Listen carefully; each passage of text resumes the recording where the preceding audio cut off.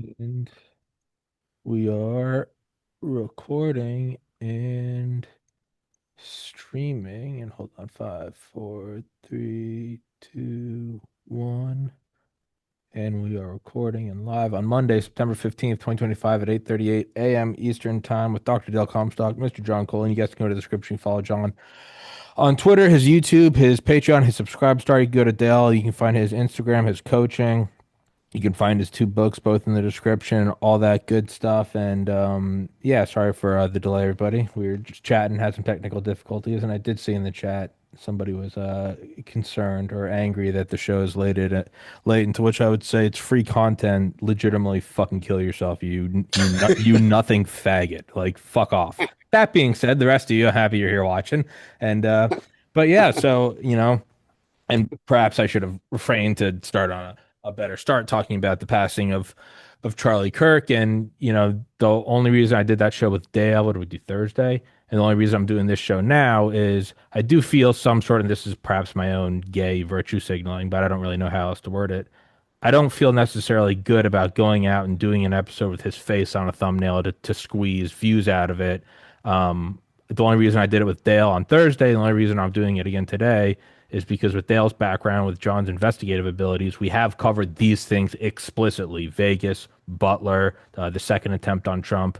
So I don't know, maybe that's just how I'm rationalizing it to myself, but I get a bad feeling when I see every thumbnail is Charlie Kirk and it's just some jerk off trying to get views. So again, the only reason I'm doing this is because of you two, and I feel like there is, an actual benefit that can come from it. And already the shooting is starting to seem fucked. I mean, for me primarily, I don't know anything about ballistics, I don't know anything about anything else, blah blah blah. But the fact that there was a guy that ran into the crowd with a pistol saying shoot me, and then they captured him, and then he gave a false confession. If I got caught for something, they went, he's the shooter, I would shut up until finally I got a lawyer. Then they go, oh, we grabbed the wrong guy. There's another guy that looked like Tommy. I wouldn't say shoot me and then give a false confession. Who in God's name does that unless it's a patsy? So I'm going to shut my mouth. And because Dale and I already talked about this, I will let John have the opening salvo. Take it away, sir. Hey guys, good to see you both. Hi, John. Nice. Here. I've yet to do a show about the Charlie Kirk shooting, so I've yet to do a podcast on it. I am preparing one, and I'll probably publish it tonight. Bear with me one second. Yeah, you're good.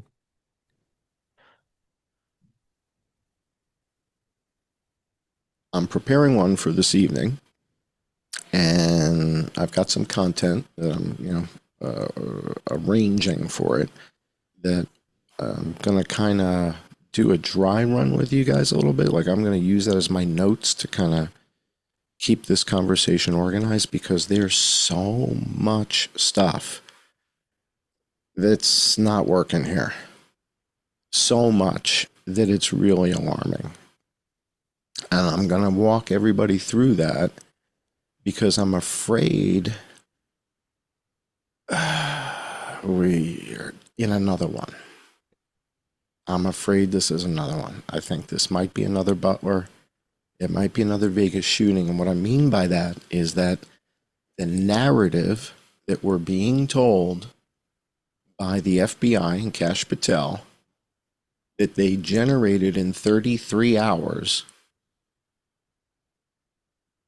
is another one of Langley's, hey guys, we need you to, we got a live one here. I need something I need some Kraft macaroni and cheese story I can sell America. All right, because we got work to do. If I could insert, a Charlie Kirk quote I saw from the other day was, he was like after 9/11, after 2008, after Trump Russia Gate, after COVID, after Russia Ukraine, he goes, you'll have to excuse me if I'm starting to think that no matter what it is, the first story tends to not be true. And that's why he said, which is why I'm skeptical of October 7th. So, in Mr. Kirk's kind of honor, I do think it's the same thing. Whenever there's a monumental effect or an event, and there's an emotionally charged narrative that comes prepackaged, ready to go, I think the last 5 years of our lives, forget everything else. You should examine that and go, has it ever been correct that the first story is correct? And I think the answer is overwhelmingly no. Sorry, keep going. The thing is, Dale, I don't know if I've shared this with you. I know Tommy knows because I've done a bunch of shows with Tommy. But I've got this thing, this Asperger's. It's like I'm on the spectrum a little bit, and I've got two kids that are on the spectrum. And so with the Asperger's, uh, I don't know, I see things like a little bit differently than other people do. I just tend to look at things like, everybody's looking at the front of the card and trying to figure out, is that the eight of hearts or the eight of diamonds? And I'm looking at the back of the card trying to figure out, is it a blue bicycle or a red bicycle? I'm not looking at other shit. And it's just kind of how I am and how I've been. But I'm also naive, like a child. I'm like an 8-year-old. And on Twitter, I'm yelling at everybody, cursing at everybody like an 8-year-old, like I'm Cartman in South Park. I'm like an 8-year-old child on the inside. I don't, what do I just, it's like Tourette's. It's like, I can't, shit just comes out. I don't know. It's just, it is. But I know what it is now. It's like, I know I'm not, I know what the label is. I know what the condition is. I've read about it. I'm like, yeah, that's me. Okay, I got it. All right. And I've got the two kids with the thing. But I understand that coming out of the gate, I'm naive. So to what you just said, Tommy, it's true. Yet, I looked at Butler and I was like, please let this just be a pimply faced kid on the roof who's trying to be Dylan Klebold. Right? He's got the trench coat mafia thing, and he's just Columbine, right. And I'm hoping the same thing at the church shooting that we had in Minneapolis a couple weeks ago, where we had a guy named Robin Westman shoot up a church and killed 2 kids and wounded 15 kids. Dude, with an AR-15. Shot and killed 8 and 10-year-olds, killed them both. All right. So I'm working on that project, investigating that when this happened. And that, again, I'm like, this is looking a little weird. Why is all of this guy's writings in Cyrillic? And why does nobody think that's interesting? I don't know anybody who keeps journals in Cyrillic, the Russian alphabet, for those of you who don't know what Cyrillic is. So he was writing all of his journals in Cyrillic, handwritten Cyrillic. And I'm studying that. And I'm like, guys, I kind of think this is worth, like, what the hell? Who knows how to do this? It's kind of a weird twist. We've never had a mass shooter with a Cyrillic law journal. What? No mention. Sweep it under the rug, and let's move on to the next story. And lo and behold, I'm working on that, and Charlie Kirk gets shot on Wednesday, right? Wednesday last week? Is that when it was? Wednesday he was shot? September 10th, right? Yes. Shot September 10th, Wednesday. Around 3 p.m., I think, ish. 3 p.m. East Coast time. Yeah, but it was Mountain time. I think it was 3. I'll look it up. It was Mountain time, so it's not going to jive with New York or Los Angeles. It's in the middle. So he gets shot on Wednesday, and of course I drop all the investigation into the Minneapolis church shooting, and I move into this thing, and we see some footage. It shows up very early of somebody apparently running across a rooftop. Mm-hmm. We see the footage, graphic footage of Charlie getting shot. Now, fortunately, he didn't know what hit him. He went catatonic immediately. I mean, he really didn't know what hit him. I mean, and so mercifully, there's that. But, I mean, we've got clear footage of exactly what happened. And so I go to work.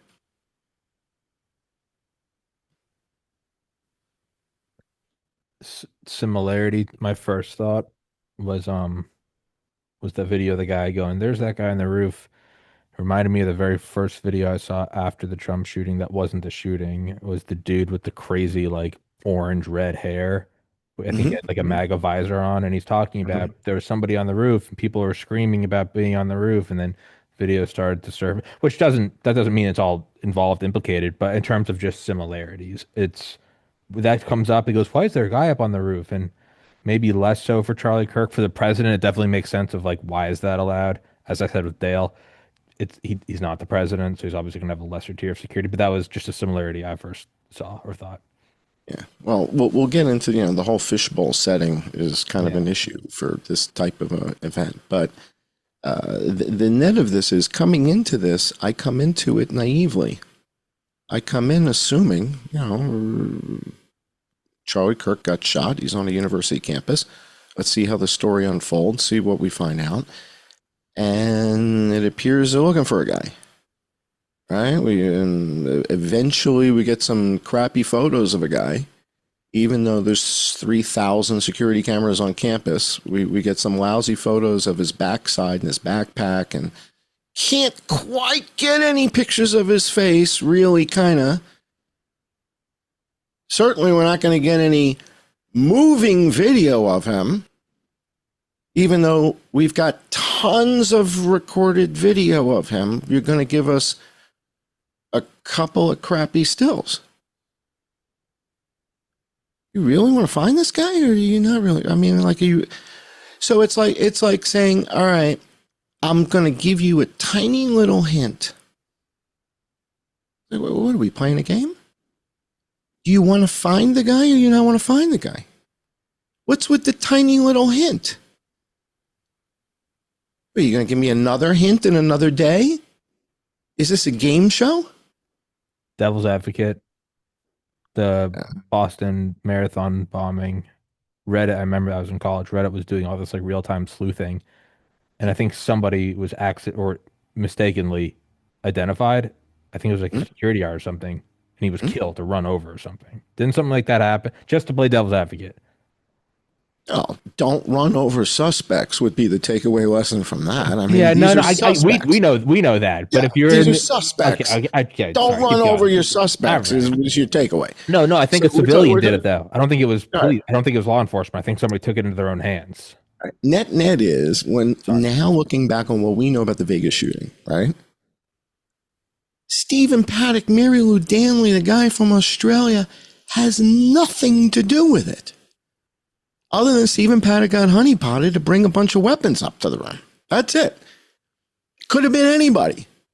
Could have been Mark McNamara. Could have been any frickin' guy who is at the range, who's obviously single, right? Who's obviously a mark. And he shows up to the range. He's got fucking Noveskis, and he's got M4 monoblocks, and he's got, and these girls are pros. They're former GIP. They're retired. They know what's going on. He's an easy mark, and he's got nothing to do with it. All he did was provide the weapons. He stocked the armory.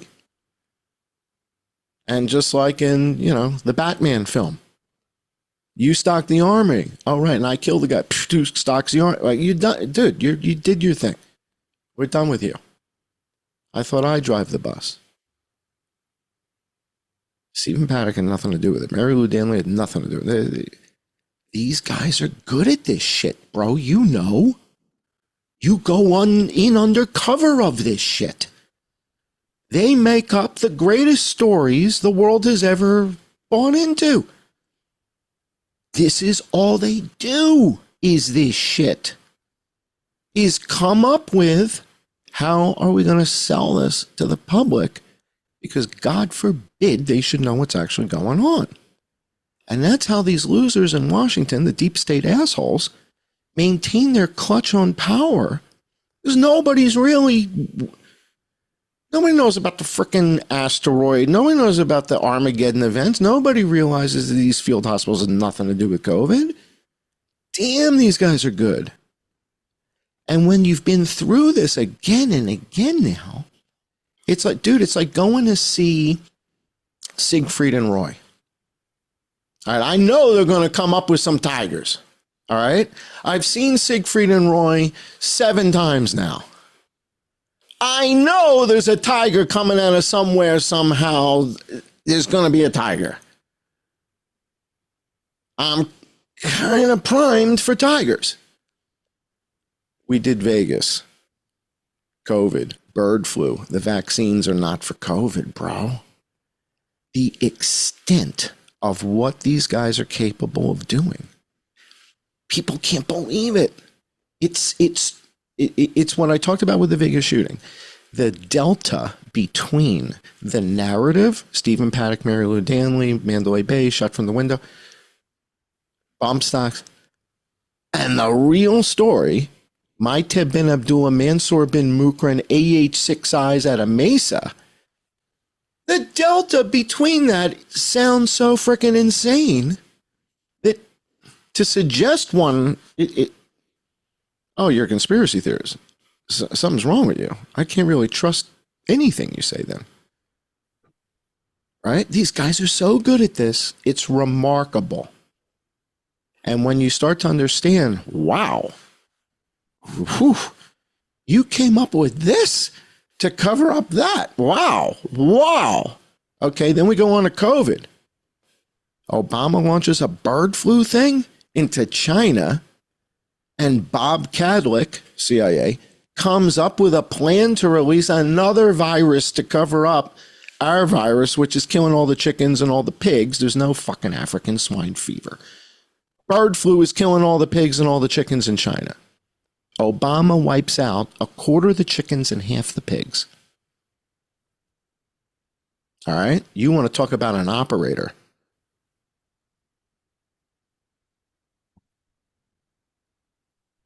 $500 million pigs.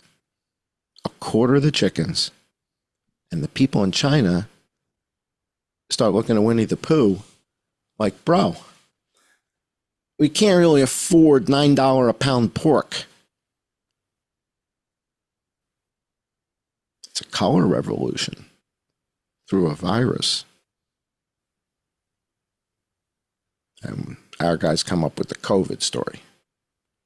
So when you study this shit and you start to realize, holy mackerel, what they are capable of doing, so few people are aware of. I mean, it's literally my audience, Tommy's audience. You know, it's this circle of people that are watching this now, that follow us and this type of reporting are aware of this.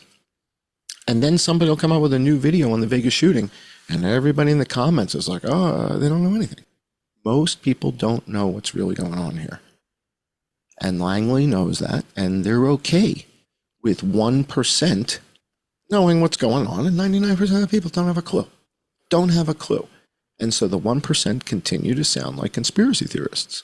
Even with the UAV reveal, the government showed us their footage of UAVs flying through Afghanistan or Iraq, in Iraq, and people were still questioning it. It's the government's footage. Say, yeah, we don't know what the fuck this is. We don't know. Have no clue.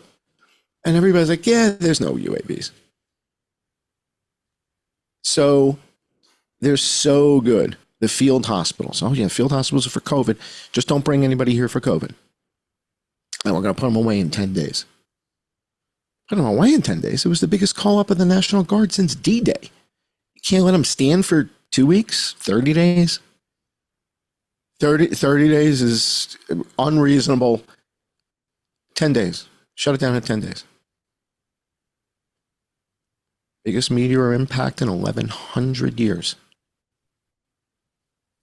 Never heard of it. Never heard of it. Multiple gunners in Butler.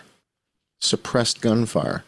Secret Service testifying under oath they're being shot at by suppressed gunfire.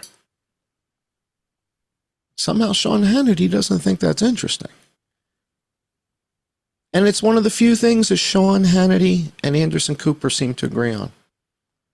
And David Muir.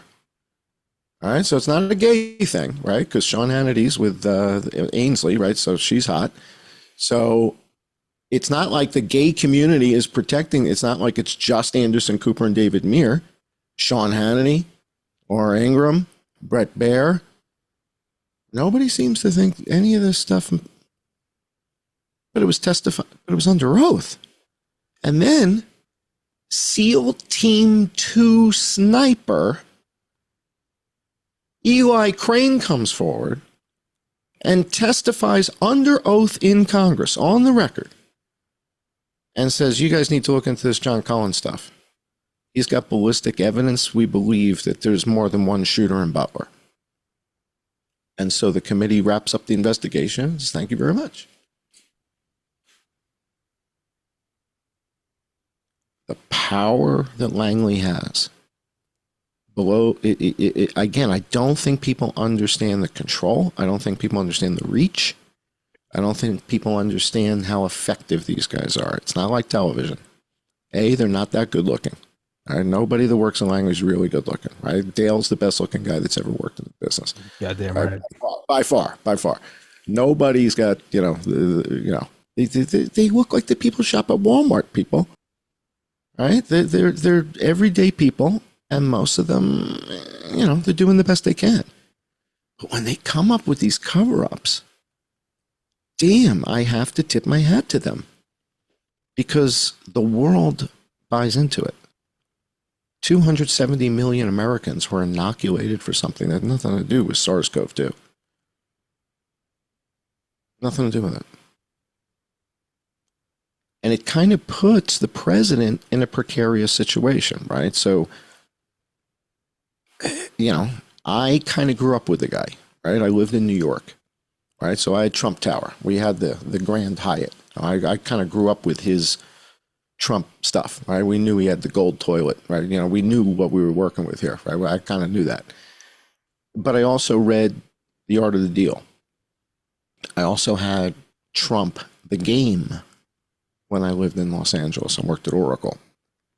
And me and my buddies used to play Trump the Game. It was like Monopoly on steroids, right? The goal was to bankrupt your competitors, right? So it was a great game.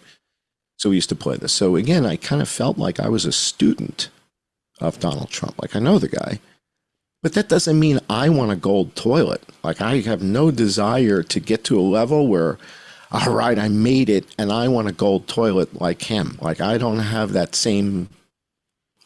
In other words, it's like I can respect somebody's accomplishments and what they're good at without necessarily having the same taste as them in everything. And I kind of thought that's what America was kind of based on. Like, kind of accepting the things that we have in common and respecting the things that we don't. I mean, is it a whole lot more complicated than that, right? Now, we have some things in common, and that's awesome. And some things we disagree on, and, that's okay. Right? That's all right. Unless you think the earth is flat, then I think you're an idiot. But all right, we'll move on. Takes us to Charlie Kirk. I'm naive, man. I buy in. I'm watching what we see. I see what we're shown. And I'm falling for it. And I'm falling for it. And then Kash Patel does the tell. I wouldn't necessarily say it's naivety, not to come to your defense, but I look at it as like within minutes of it happening, I was texting one of my buddies. He was like, it just seems like another thing to kind of, focus off the Epstein client list. Like, this guy was critical of Israel, and he's kind of going on and on. And I told him, I was like, dude, I don't disagree with you. I was like, but right now, it's like literally like 6 minutes later, I'm just like, the human part of me just kind of wants to feel sad for a minute. So I don't think it's Oh, necessarily naivety as much as I was like, hey, dude, I know I wasn't mad at him going, that's inappropriate. I was saying, like, you're probably right. There's probably something here. But part of me is just watching this dude bleed out in front of his kids. And it's like, so I wouldn't necessarily say it is. Maybe it's naivety. I think there is part of it that's like, I think you're allotted like 12 hours of kind of feeling a bit down that happened. yeah. So for me, it's like there's the melody and there's the bass line. All right. So I can feel sad. All right. But I still got to do the bass line. Yeah. So I got my melody, Yeah. and that's in my right hand, and in my left hand, I got work to do. So the tragedy of it, like you said, I was going to do a podcast Wednesday, and I'm like, well, I'm not doing that now. It hit me hard. So, but I guess what I'm trying to explain is I'm looking at all the evidence that we see. We see the evidence of the guy running across the roof. Okay, we've got evidence that there's a drone flying around the venue. I don't know if you guys have seen the drone isolation videos yet. So we've got evidence that there's a drone flying around the venue. And by drone, I don't mean like a Reaper. I mean like something small. All right, so, handheld type thing, like Mavic size or something like that. So I'm looking at all the stuff that's kind of materializing. Kash Patel comes to the podium. So this is after the manhunt. I'm jumping forward a little bit to sort of what was the straw that broke the camel's back that kind of snapped me out of it. Kash Patel goes to the podium and says, the guy came in and we got our guy in 33 hours. Like, you son of a bitch. You son of a bitch. You couldn't say in less than 2 days. You couldn't say in less than a day and a half. It was 33 hours exactly, huh? 33 hours. That was important that you had to put that detail in there. Now, I'm not into this gematria shit. I think it's ridiculous. I don't do the 2 + 1 is 3 and 11 is yeah. I don't. But it's not notable that it's The 33. 33 part is not notable, and it's been brought to my attention now for about 7 years, again and again and again and again, and it doesn't seem to materialize until there's one of these weird developments that comes up, and it seems to be attached to it just in some way. And it's one of those things where I'm reluctant to accept it. Like, I look at it with great, yeah. If you want to poison the well, that's what I would do. If I was trying to, I would say it was 33 and under the great son of Saturn. I would say that to get the crazies here come going. all my Masonic lunatics, right? It's the right move if you're trying to. All the Masons did it. Yeah, okay. So it's perfect. We got those lunatics already stirred up. It's ideal. But all it needed to do was wake me out of it. Wake me out of it. And it hits me. The vaccines weren't for COVID. The hospitals weren't for the COVID. Stephen Paddock had nothing to do with it. This is all horseshit. They didn't change their stripes overnight, and all of a sudden, we have a new transparent FBI. They had 33 hours to come up with a plan. And so what I say is, the three of us, let's pretend we're at Langley for a minute. We're busy working on some other cover-up shit in our cubicles, right? And we're part of a team. We work together all the time. We can have lunch together down the cafeteria. And the boss comes over and says, hey, guys, we got a thing with this Charlie Kirk thing. We need, we're going to need, well, let's see, open up your standard operating procedure manual, please. Page 1. What do we need? We need a Patsy. What else do we need? We're going to need, all right. And this is our charter, is guys, we need a story. We gotta find out what actually happened here at the Charlie Kirk shooting.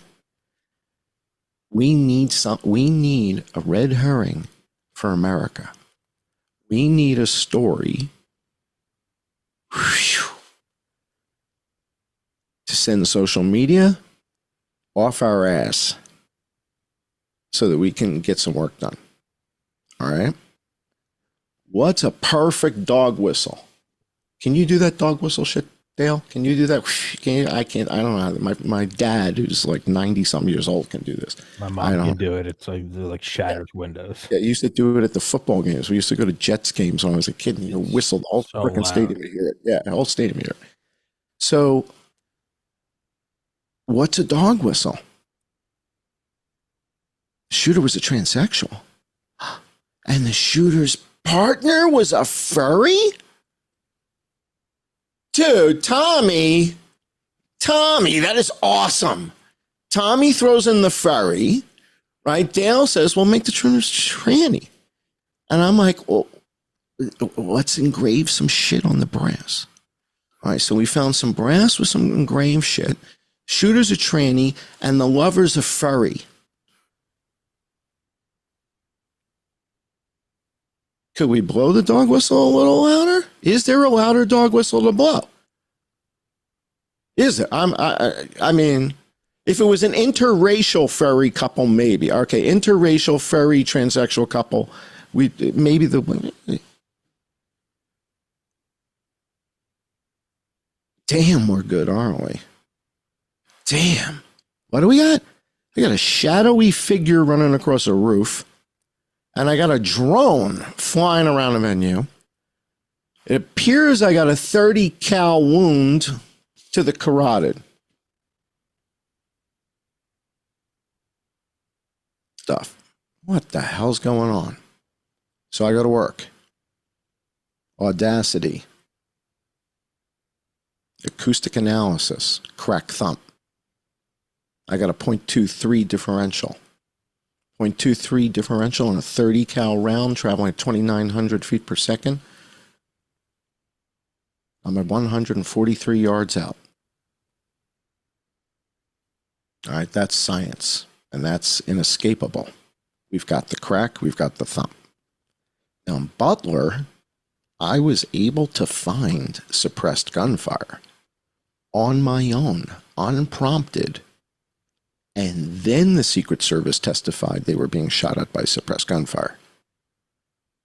All right, so I'm looking at the Audacity scope. I'm looking at the waveform, the audio waveforms. I'm like, I see some suppressed gunfire here. Slow the audio down. I hear it. I show it to Clay Martin. He's like, yeah, I think you might be right. And 3 weeks later, Secret Service testifies under oath. Dude, we were taking fire. Didn't sound like anything we've ever heard before. I could swear it was suppressed. All right? I'm sitting here talking to Clay Martin about this. I said, Clay, if it's me and I'm contracted to do this, I'm using 300 blackout subsonic suppressed. There's no crack, there's no thump. There's nothing, you know, it's like a whistle sound. There's no crack, there's no thump. That's what I'd be using. That's what's hanging on the wall right here. The two of them, pistol and rifle, both suppressed. That's what I'd be using. Wouldn't the guy who's former Spetsnaz, like he'd know what to use, right? I mean, he's, right? The guy's former Azov battalion, he would know what to use, right? Retired Spetsnaz, retired Azov, right? Somebody with a lot of experience, knows what to do, knows how to get in, knows how to get out. What do we actually see? We just see a dark figure running across the rooftop. And all of a sudden, the FBI starts showing us shitty photos of some guy's backside with a backpack. Where's the gun? Is what I mean. The guys at the FBI are like the people who you shop at Walmart. They're not. They're not good looking like the TV people. They're not like really smart. So they show us a picture of a guy with a backpack and there's no rifle. And it's a Mauser 98 action? Okay, so you're telling me a kid disassembled a Mauser 98 bolt action with a scope on top, took the stock off. Why is Dale saying Dale shaking his head no? Well, because Dale knows this is fucking absurd. Wait, but why? For somebody like me that doesn't know, I just go, yeah, gun disassemble. With Dale. Walk him through it. Walk away. So it's a bolt action Mauser 98 30-06 with a scope on top, and the guy's got a backpack. You want to run him through it, Dale? Dale, you're muted. Dale, you're muted. You're on mute, bro. Yeah, sorry. You're good. Yeah, no, I found it hard to believe too, right? I mean, you just can't. It just doesn't. You just don't pull like one little pin out and the barrel comes out. It's not like that. In fact, I believe you have to screw that one in and out, and it takes quite a bit of torque to take it out. Right. I think, Two I think, bolts, two bolts, yeah, and it's not. And so the FBI says, and we found a screwdriver. Guns don't come apart with screws, people. We don't use Phillips screwdrivers to take apart and put together guns. We use Allen, hex Allen Let Dale stuff. finish. Let Dale Yeah, finish. yeah, yeah. Go ahead, no, Dale. no, you're tracking. No, I get it, and I think also you really need to put that thing in a vise to turn that barrel off. And from what I understand, it takes about 600 foot-pounds of torque to. There's no way that guy did that on that roof in a matter of seconds. No Okay. way. All right, And then, well, all right. So let's assume he didn't detach the barrel. Let's just assume he detaches the stock from the upper action in the barrel. So he's got his action, right, and the barrel and the scope, all is one contraption that's 24 inches long, and then he's got a stock, right, with the shoulder thing and all that. And he took out two Allen bolts that, like you said, have to be torqued, right? So those have got to be torqued. It's not screws. These are not Phillips heads. This is like 8mm Allen, 6mm Allen, 9mm. It says one of these. And they've got to be torqued properly. And like you said, once you take it in and out, you blow your zero. You can't, these aren't made to come up. Now, the difference is an AR-15 has two pins and the thing's apart. Pop, pop, and it's in my backpack. Easy peasy. And if you've got an AR-15 pistol with an 11-inch barrel, 9-inch barrel, 6-inch barrel, easily fits in a backpack, right? That's why we have pistols. That's why we like AR-15 pistols. Take it apart, throw in a backpack, and we're off to the races. But a 30-06 hunting rifle, 24-inch barrel with a scope. yeah. This is not an easy disassemblage type of. And like I said, to put it back together. So even if he didn't detach the barrel from the action, which you gotta have a freaking barrel vise, right? There's a whole complex thing to do that. Just to put the thing in the backpack, though, it's not going to fit in the backpack. And the FBI sends us pictures of a kid with a backpack that obviously doesn't have a barrel sticking out of the top. You'd have like 6 inches of protruding barrel sticking out of the top of your backpack, right? There's no gun in the backpack. So I'm looking at Cash Patel like, when did you turn 40, Cash? Are you guys idiots? You're showing us picture of the shooter, but the shooter doesn't have the weapon, you moron. And they keep showing us more. They show us 4 pictures. 4 still pictures of the shooter. No weapon. So, huh? The narrative is he picks up the weapon in the woods and goes up to the thing and shoots Charlie. And then runs away with the weapon, jumps off the woods and runs away, and then stashes the weapon in the woods, wrapped in a towel, upon which the police stumble. As they just happen to be walking through the woods looking for a perp, they spot a towel. And somebody says, Tommy, that towel looks suspicious. We should investigate that towel over here in the woods. Let's see what that towel has inside. And we go and we investigate that towel. And inside that towel is a Mauser 98 hunting rifle. Wow. Didn't expect we'd find one of those out here in the woods while we're looking for a perp. Because we sure the hell weren't looking for a rifle. We weren't out with the metal detectors. We're looking for a dude. We're looking for the shooter. And we just happened to stumble upon a towel.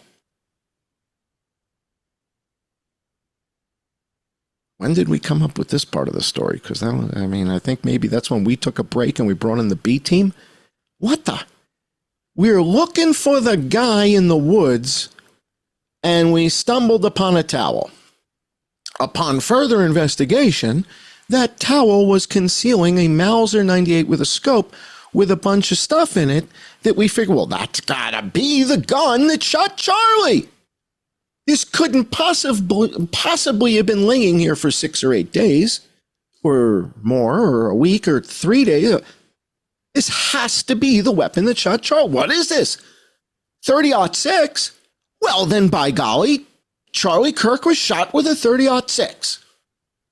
even though we haven't recovered the bullet from Charlie. What? Oh, yeah, no, we haven't recovered the bullet that actually killed Charlie, but we found a gun in the woods somewhere in the vicinity and figured, well, gee, that's probably got to be the one, right? What? You found a gun in the woods somewhere and decided, well, that's got to be the murder weapon. Am I watching Nancy Drew? It's like, what are you guys, idiots? You found a gun in the woods. Send it back to the lab and test the shit out of it. Where's the round that killed Charlie? Tell me more about that. Or are we in the middle of a fucking operation? Where's the round that killed Charlie? You found a gun in the woods, accidentally, wrapped in a towel? And we're going to go along with that, like the field hospitals are for COVID? Yeah? I'm not buying it anymore, guys. I'm done with this bullshit. It took me 3.5 years to figure out it was fucking bird flu and that the vaccines were not for COVID. I felt like an idiot. It was 1918 H1N1 for 3.5 years. I felt like a moron because these guys fooled me. Right up until the river. Right up until the river. And then I'm like, you sons of bitches. The vaccines weren't for COVID. Vaccines were for bird flu. Obama tried to take out the food supply in China. It's like, how different is that from Dr. Shi and bats in a cave? There's nothing. People are, what? COVID was a cover-up for Obama deploying a virus to wipe out the food supply in China to put pressure on China. This was actually a color revolution started by Langley? Yeah. So with this, I'm not going to get fooled for 3 years on Charlie Kirk. I'm not buying it. I'm not buying it day one. I'm not buying Mary Lou Danley. I'm not buying the kid from Australia. Okay? You're all full of shit. And until you show us the body cam footage of the cops walking through the woods and going, hey, Dale, Tommy, what the hell, what's this towel over here? This looks a little out of place. That should be on body. We're looking for the perp. If we're walking through the woods looking for the perp, our body cams on. We're getting ready to take fire, man. As soon as guys will pop out of a tree and start. We've all got our body cams on if we're walking around the woods looking for a perp. We are expecting we might start taking fire any moment. Yeah. From this lunatic. So where's the body cam footage of, hey, what the hell is this towel down here? Let's take a look at that. Oh shit, there's a rifle in here. Where's that body cam footage? You know, if I can just jump in real quick, I want to kind of back it up a little bit because you said cameras. So here's the question I had right from the outset. When I first saw everything happen, my question was, why was there no one on the roof, even with a radio and binoculars, pulling topside security, right? So, you know, we saw that with the Butler thing, right? So they have the CAT team, sniper team, literally sitting on top of the roof over Trump, and they left all that dead space out there insecure. And when they didn't do the drone thing, so my question was just on this one alone. This one is what raised the flag right away. Was okay. So everybody tries to couch the argument. Well, you know, security, it's private security, didn't have enough money. But okay, I throw the bullshit flag on that one. Here's why. Charlie was a brand. He was a big brand, okay, with a lot of money. And so don't tell me he can only forward 6 security guards or 6 bodyguards. That's bullshit. And even if you could, even if that's all you could afford, okay, let's just say you could afford 2.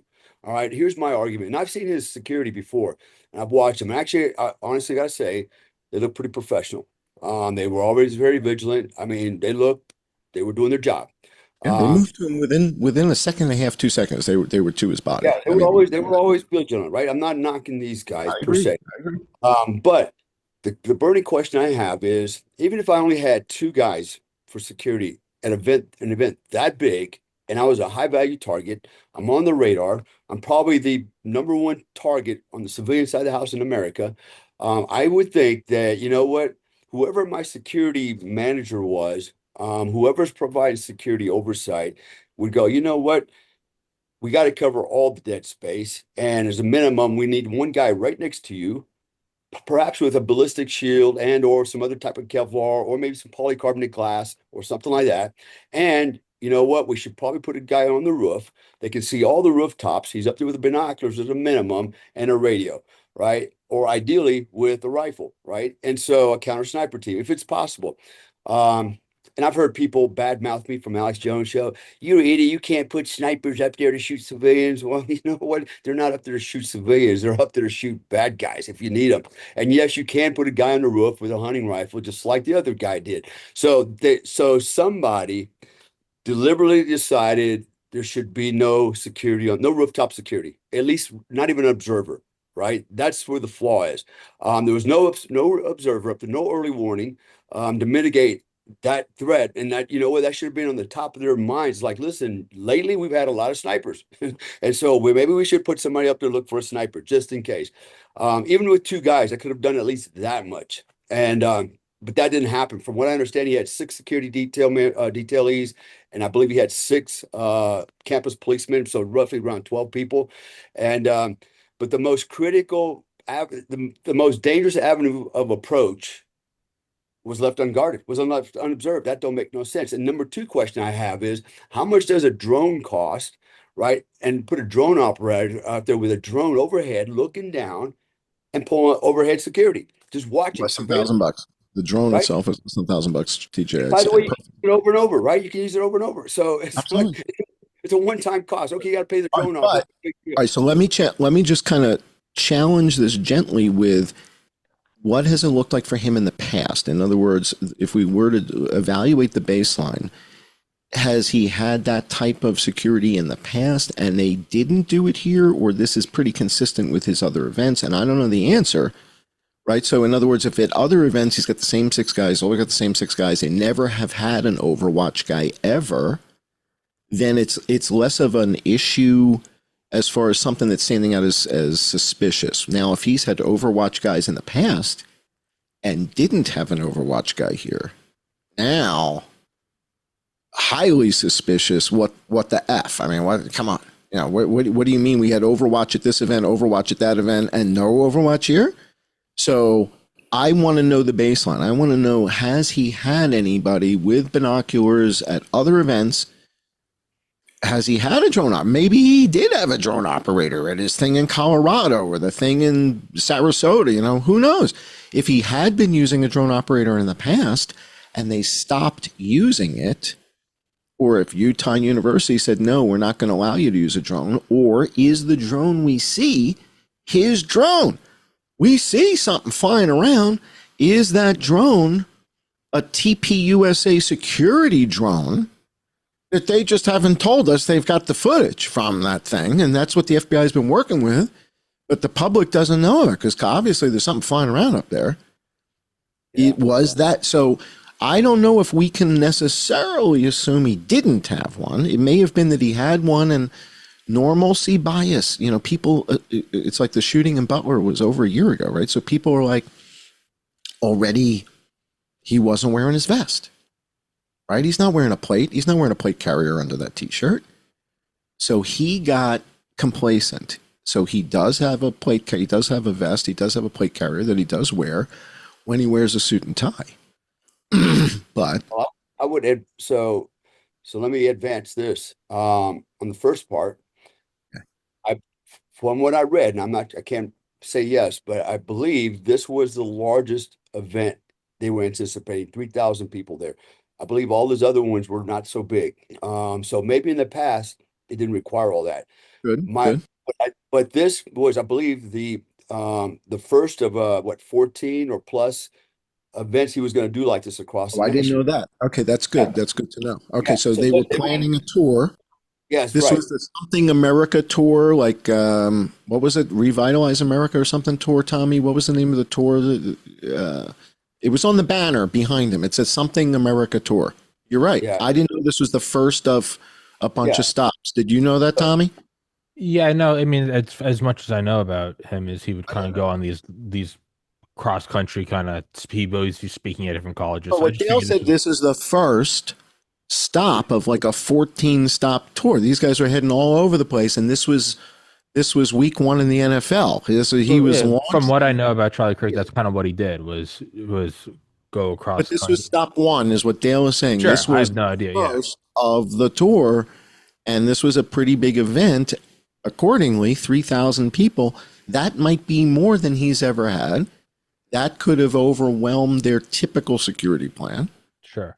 And, did they even advance? Did they go there in advance and say, holy shit, guys, this is kind of a fishbowl? We might want to We get can a keep going drone up by the here. we can keep going by the way. I postponed my next show. Yeah, Okay. so that you're and those are some of the talking points I brought before. And I can't say absolutely from what I remember, this was day one of a long tour they're going to do. Mhm. And from what I understand, that was roughly 3,000 people there, and I believe that was the first one. Irrespective of all that, you just brought up another point, which I mentioned as well. Who did this? Who did the survey? Of the site.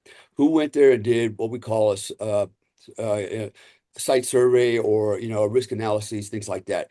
Mhm. That should have been done, and somebody should have identified. You know what? We need to keep people from walking on the roof. Can we post police officers out one on the roof somewhere around these areas? Put whatever, right? That Mhm. wasn't done. I didn't see a drone above.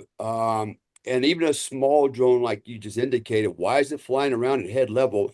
And when it should be up, straight up, looking straight down, at the It area doesn't there. need to be moving. It doesn't need. So you're Right, right. I mean, right.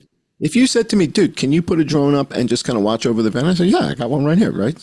I'd put it up and just hover and look straight down.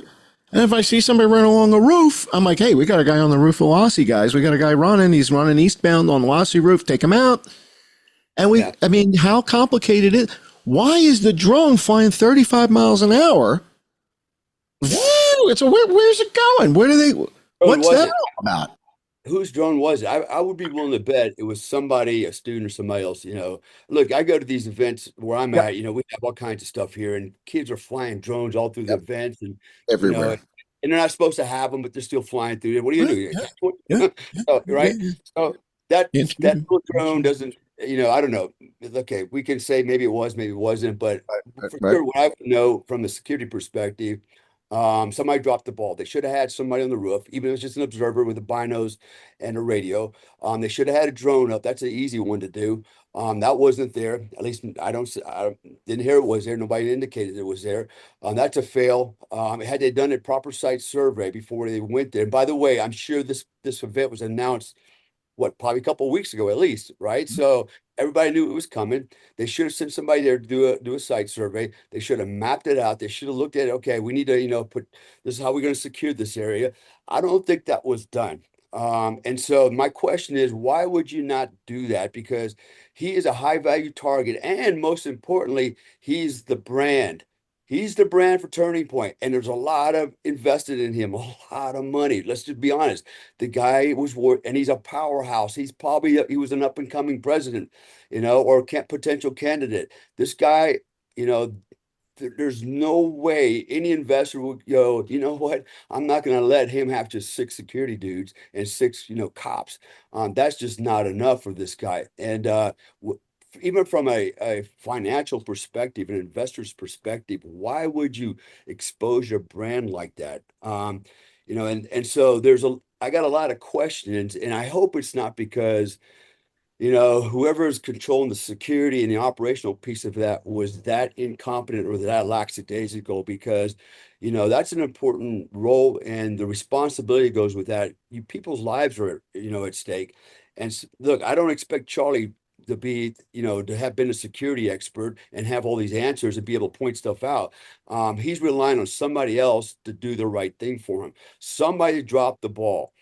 Was it intentional? Was it negligence? Well, look Right. at what happened at Butler, right? That was just holy smokes. I Right. could take 20 kindergartners and come up with a better security program than they had there. Let's talk So about that. Let's talk yeah, about that. It's a very interesting comparison. So if we look at Butler and we look at this and your analysis of this, the security profile, it looks to me as if, and again, I'm a bit naive. I come at this naively. I assume most people are good people. It looks to me like Charlie's team may be guilty of some complacency. Okay. So again, we're looking at a continuum here. One end of the continuum, it's complacency and normalcy bias, right? He's not going to get shot. Come on. And at the other end of it, it's he was compromised by somebody internally, and we didn't cover the rooftops because.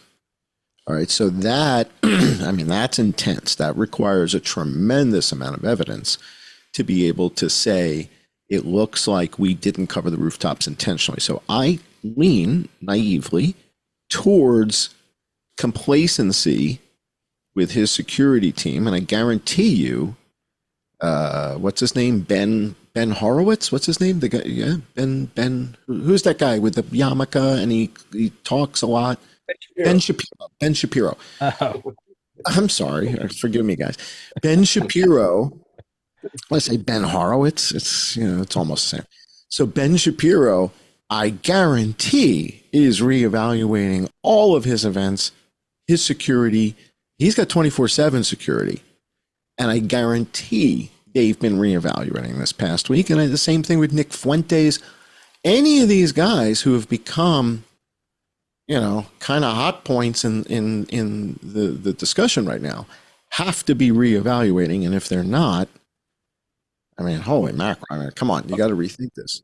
yeah, let me throw this in there real quick. So again, this is me thinking out loud. So you've got a guy, high value target, the brand, um, you know, doing very risky things. And I would suspect he's probably got a lot of life insurance on him. You would, right? Because he is the principal and he is the face of this corporation. Key Um, man, Key man insurance. It's called Key right. man. So, okay. So as an insurance company, and I don't know the answer. I don't know if, I'm just talking out loud right now. It would seem to me as an insurance company, I would go, listen, we're going to insure this guy, but you have to ensure that you do everything you can to secure him. And so let me see your security plan that you came up with. Let me see if you guys were negligent before I pay out, right? And here's why I can say this. I'm not going to mention the department store I worked for during COVID. So I just say it was in San Francisco. You can imagine what kind of shit show that was.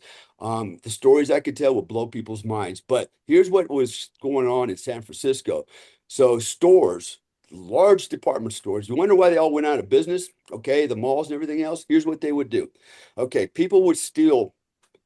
And this one place I worked 70, at least 70 events a day, just shoplifting, the hammers, the glass and stealing. And it was insane. And so what they would do is they would have loss prevention personnel, right, in a little vest, just some little, some young people, and somebody would be stealing, and they would watch them. They didn't interfere. They say, "Please, sir, ma'am, don't steal that. Are you going to take that to cash register?" And they'd be like, "No, screw you. I'm taking this shit because I can steal $950 worth of stuff before it's a felony. So I'm going to steal $900 and come back 3 times a day. So I'm good." And there's nothing you can do about it. And so I would stand there with a police officer from San Francisco, all right, who was they were castrated, couldn't do anything, and they would look at me, go, "You handle it. I'm deputizing you." I go, you're getting paid twice the money I'm getting paid. You handle it, right? It was that kind of weirdness. But here's what they were doing. So the stores, so when they hired me, they took my resume and go, "Ah, this is perfect," right? I actually thought I'm going to go there to make a difference. And so what I figured out very quickly was this was what happened. I'd show up at 8 o'clock in the morning. I had to call corporate and go, "Hey, I'm checking in," and then I'd have to stand in front of a camera and they'd film me and they'd look at my uniform and okay, got all that stuff. And I'm like, okay, I'm here. You took a picture of me. Of course I'm here. And then what would happen is people would steal all day long. Nobody could interfere. Not even the police officer would interfere. They let them steal all this stuff. And then the loss prevention person would just calculate how much stuff they stole. They turn in a ticket. They take the ticket, give it to the insurance company. The insurance company had to pay, right? And then they could, and the department store is good because, hey, we got the best Oh, insurance and we couldn't even stop it, right? That's the game they played. And so how much was in that ticket?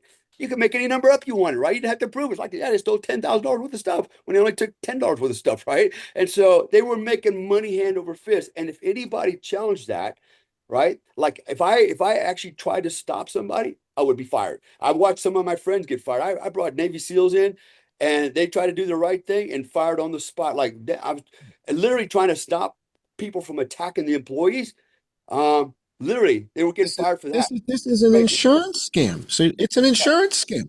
So with my knowledge on that part, I'm going to take it over to this part and go, okay, I would think as an insurance company, okay, if I'm liable for all this money, if he gets killed, I want you to do your part. Show me what you did to mitigate this. Now I want to see your op plan, your security plan. Okay. And it should be dated and it should have been briefed before the event happened, right? So there should have been all kinds of things in play, contingency plans, pro words, duress codes. Hey, Charlie, if you hear this come across the radio like Jackrabbit, that means get the hell out of here. They're coming for you, right? Or whatever it is, right? So that should have been part of the operation. I don't know if it is or not. I'm just speculating right now, but I would think from a liability perspective, that would be in play, right? So Very interesting. Very interesting. So now I you go like to it.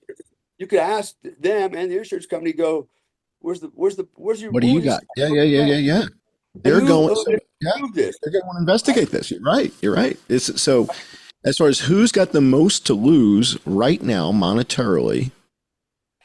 So Charlie Kirk. So let's talk about the company. So TPUSA does about, I think it's like between 85 and $95 million a year in revenue. It's a 501 charity, whatever. 501(c), yeah. Yeah. So it's one of those. And they generate 85 to 95 million a year in revenue. They've got about 400 to 450 employees. Okay. Big operation. I guess it's in Phoenix or Scottsdale. I think he, has a house, or, Erica's got a house now in Scottsdale. I think it's a big house, like a $6 million house. I read, I don't know if that's accurate. I haven't seen it, but it's a big operation. And you're right. The CEO of a company, when it's a private company or something like that, they typically are going to take out what's called key man insurance, especially with public companies, because if it's a highly visible person who is connected to the brand, like a Steve Jobs, like a Charlie Kirk, like where the name, with that person in the brand, like Alex Jones with InfoWars, right? InfoWars without Alex Jones, right, is what? So the person and the brand are inextricably kind of linked. And so they're going to want to have key man insurance, meaning TPUSA is going to have a rough time doing 95 million next year without Charlie, right? So if they got to bring in, let's say Benny Johnson, Benny's one of the highest paid employees at Turning Point. So Benny Johnson does the Benny Show, is Turning Point's like creative director or something like that. And he gets $160,000 a year. I don't know if you guys know that. So I didn't. So the Benny Show, like I know that Benny and Charlie knew each other, friends and all that stuff, and he speaks at the Turning Point events. But I didn't know that Benny was on the payroll at Turning Point. 160 grand a year. You live real comfortably overseas on 160 grand a year, Tommy. Shit, I'd fucking kill for that. Dude, 160,000 a year. You go live in Thailand. You're almost the king. I mean, it's serious money. Dude, I'm 35, no wife, no kids. I would take that in America. Yeah, all day long. Yeah, you should see in Asia. I'm sure. Yeah, amazing. Yeah. So, but that's not 90 million. No, but Benny's bringing in $160 from Turning Point. And he's doing the Benny Show, right? And it's like the Benny Show is not like a Turning Point production. That's my point. It's like I didn't know Benny was Turning Point. Like, it doesn't say a Turning Point thing. I didn't know that.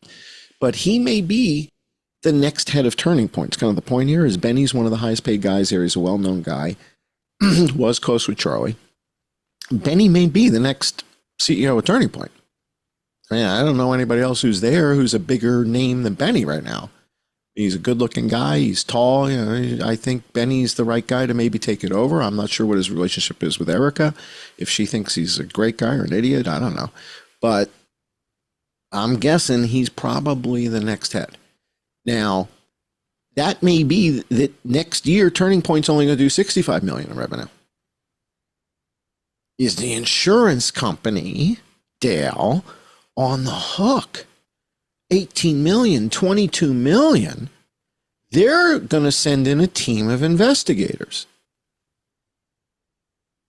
before they write that check. And nobody's writing an $18 million check just because Charlie's a great guy. If he's got a team of security and they're saying, God, dude, your security. So let's say he had G4S security, right? So let's say those 6 guys were actually under G4S and he's paying G4S, and that's a G4S team. They've been with him for 6 years. Same guys, right? Knows the guys. They're with him for a long time. But the checks that Turning Point makes out, the payments they make are to G4S, and that's a G4S team. Well, the insurance company is going to go to G4S and say, all right, everything you just said, Dale, show us your plan. Show us this. Show us your footage. Show did you sweep beforehand? And now they may say to Turning Point, well, G4S is really liable. So now your Turning Point ends up having to pursue G4S, the security company. And again, I'm assuming it could be anybody, right? It could be a private company. I'm just using that as a placeholder. The idea is you just introduced a whole new twist here, which is somebody's got millions of dollars that's going to want to investigate this because it's their millions of dollars that's going to go out in payment. And that's going to introduce a very interesting twist here. Now, this kind of takes me back to Vegas, because do you remember there was an $800 million payment from Mandalay Bay to the Vegas, the victims of the Vegas shooting? There was an $800 million payment. Why would Mandalay Bay settle? They've got the footage. They know everything I know. They know everything I know. They know exactly what happened. They replaced a window in the Four Seasons. The Mandalay Bay executive team knows exactly what happened. Why would they pay $800 million? If I was the Mandalay Bay CEO, I said, no, dude, it was a bunch of helicopters. Let me show you the video footage. I got a helicopter flying all over the place. I'm not paying $800 million. The government says to MGM, you settle, and we got this guy in the Treasury Department. You'll get it through NGOs or some shit. Dude, $800 million is nothing. It fits on a pallet. Actually, I think it's 4 pallets. 4 pallets, I think it's $200 million a pallet or something. 4 pallets of cash. Where's your shipping dock? On the south side? We'll deliver the cash. You can move it into chips. It's chips. Cash is chips. Chips is the floor, and the money is laundered. $800 million just came in through the loading dock. We don't have to back up money with anything. We just print it. Nobody's asking for serial numbers. We ship it to MGM. It goes in the loading dock. It goes into the cash room, turns into chips, and the $800 million's back in play. They're not writing a check. They're not settling for $800 million when they know full well exactly what happened. It's also self-preservation. The government tells you, take this payment. You're looking at them, you're going, well, they are willing and able to shoot 500 people. What are they going to do to me? It's not right. I'm just saying self-preservation. We want to help you clean up this mess, right? You guys have a big PR problem, right? But at the same time, MGM could have gone and said, well, here's what really happened. I'm the CEO, and here's the video footage, and there were a bunch of helicopters killing everybody, and we had nothing to do with this. All right? So the government's like, well, we'd prefer you not do that. So what if we'll give you $1 billion in cash, and you settle for $800 million? And this way, you guys are up $200 million. Keep your freaking mouth shut. How's that work out? All right? We got a deal? And we need some tickets to that David Copperfield thing where we want to sit front row. We get some David Copperfield tickets. All right, we got a deal. dude, it doesn't cost us any money to printing cash. What do we have, a mint in Denver, Colorado? Cha-ching, cha-ching, cha-ching, cha-ching, cha-ching. It just prints money. If we need 800 million, put it on a pallet. Las Vegas Boulevard, Mandalay Bay, loading dock. Bring it into the cash room. Who's going to audit them? We sent them the money. The Treasury sent them the money. IRS isn't going to audit that. Now, you opened up a real interesting angle here, Dale, is that whoever was insuring Charlie Kirk has a vested interest in getting to the truth here. Not just the people investigating the crime. So the people investigating the crime, the police, the FBI, etc., that's one angle. But somebody's going to have to write a check for millions of dollars and would prefer to pass that liability to another entity that's truly liable. And so I think you just opened up a real interesting turn here, which is we're now going to see some hot potato. We're going to see hot potato. We're going to see the security company blaming the university. The university blaming Charlie Security, right? Charlie Security blaming the FAA. I mean, is this going to turn into nobody's going to want to take responsibility and have their insurance company write the check? None of the insurance companies going to want to write the check. And so whoever's insuring Charlie, which is a real, I think we can get that information, Tommy. I think we can find out who held the key man policy for Charlie Kirk at TPUSA, because it's a 501(c), whatever. That might be public information. Like, we know who their 5 highest paid employees are. That's public information. We know that. So this is a fascinating twist, Dale. That means there's a whole nother team of professionals. You guys, what was the movie? The Thomas Crown Affair. The painting is stolen, and he ends up sleeping with the investigator from the insurance company who doesn't want to write the check. They don't want to write the check for the stolen painting. They're trying to find the painting. They want to get the painting back. Somebody's going to be investigating this from the insurance company, probably not as good looking as Rene Russo, but somebody's going to be investigating this and trying to figure out who's truly liable. Now, I want to share some things with you guys that I think is going to curl your hair, and that has to do with red herrings. How many red herrings have we seen with this thing?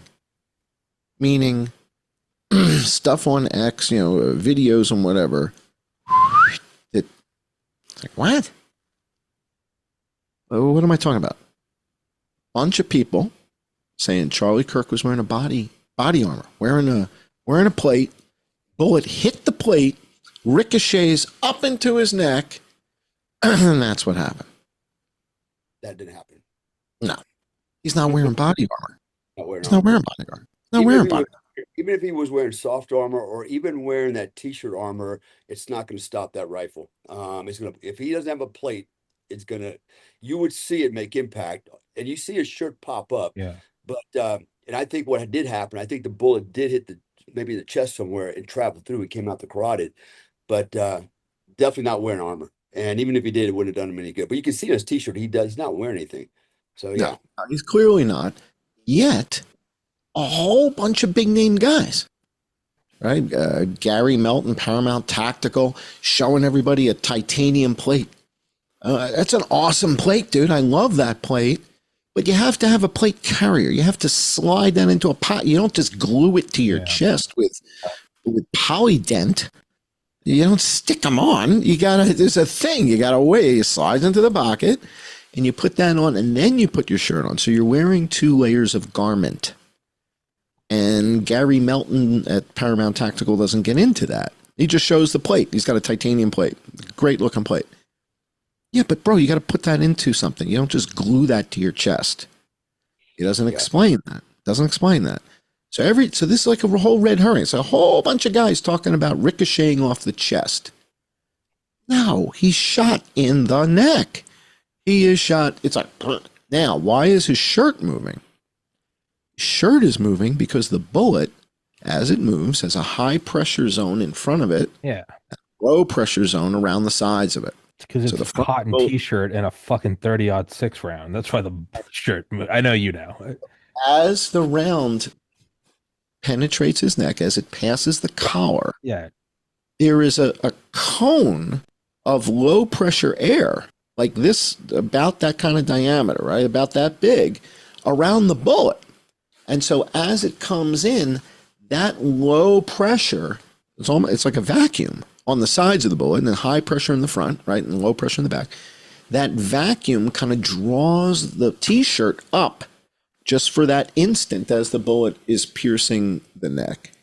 And so it's that low pressure zone around the bullet that explains that. Now, there's also some black spot. People see something moving across the shirt. That's his lavalier microphone. I don't know if you're wearing a lavalier right now. He's got a lavalier microphone clipped inside his collar for the live stream. So they do a live, they're recording the whole thing like this. They record it. The microphone he has in his hand is for the public address system. He's got a PA system to talk to the crowd. So when he has the microphone, that's talking through the speakers, right? So he's saying, hey, everybody, great to be here.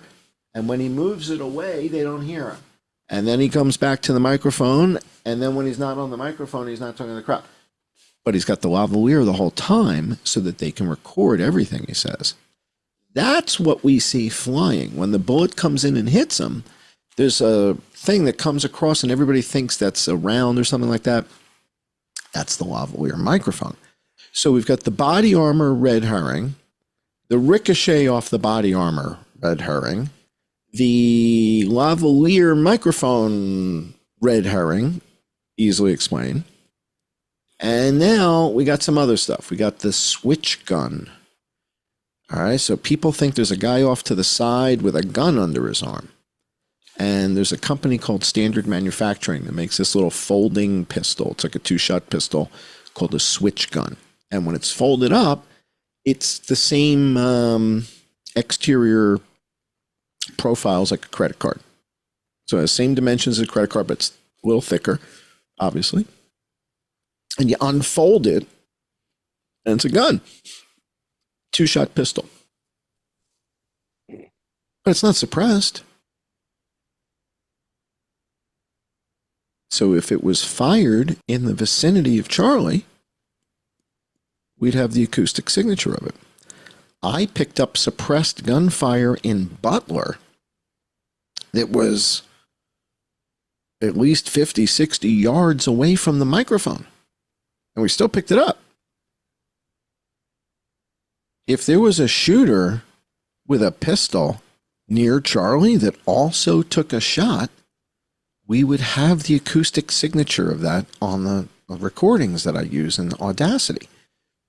So I put the thing on Audacity, and I'm obviously looking for suppressed gunfire. I don't see it. Clearly see the shot. I measure the crack thump, 0.23 seconds. We apply 0.23 seconds to sort of the standard muzzle velocity of a 30 cal round, whether it's 30-06, 300 Win Mag, 7 mil, 280. I mean, any of these 30 cal type rounds, the high powered ones, are going to be kind of in that 2,500 feet per second, 2,700 feet per second, 2,800 feet per second. If you're pushing 3,000 feet per second out of a 300 Win Mag, you're going to be changing barrels every 200 rounds. I mean, that's pretty fast for a 300 Win Mag. So 30-06, we calculate, I think we use 2,900 feet per second, 2,750 feet per second, just to give you kind of a range. Comes out to 143 yards out. Hang on, guys. Be right back. You good? Okay. You with the dogs. Yeah. I got they're yapping too. No, it's interesting. Yeah, for me, from the security side of it, there's man, and I just hope that how do you explain it, man? If the security guys did not cover that roof. That don't look good. That don't look good. That doesn't look good. Whether it was just negligence or deliberate, it's got a bad look to it. So, Well, I think I think what you pointed out, and you said it during the show last week, but it is true. You said like not to sound cold, but no, but it's very accurate. He's the brand. He's not. You can swap yeah, out the CEO of Microsoft. He's the brand. You don't, Rogan's gone. You don't go. All right. Well, who's next in line? It's people are gonna. It's like you're that's not. it. And that's a very good point, and that's yeah. Well, That is. let me go back to these Yeah. red Yeah. Yeah. herrings. I got a list of these.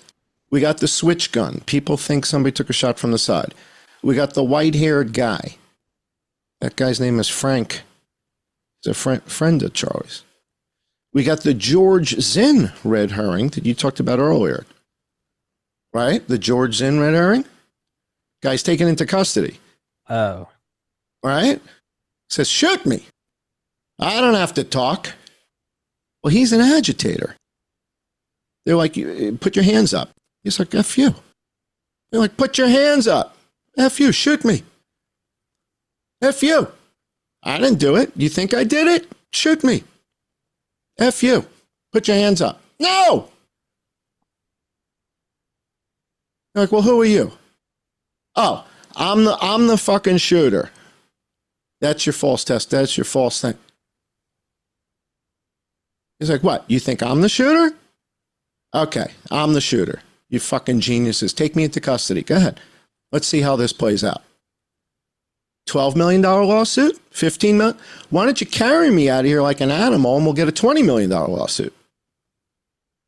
George Zinn's going to be a rich man. George Zinn was carried out of there like an animal and had nothing to do with it.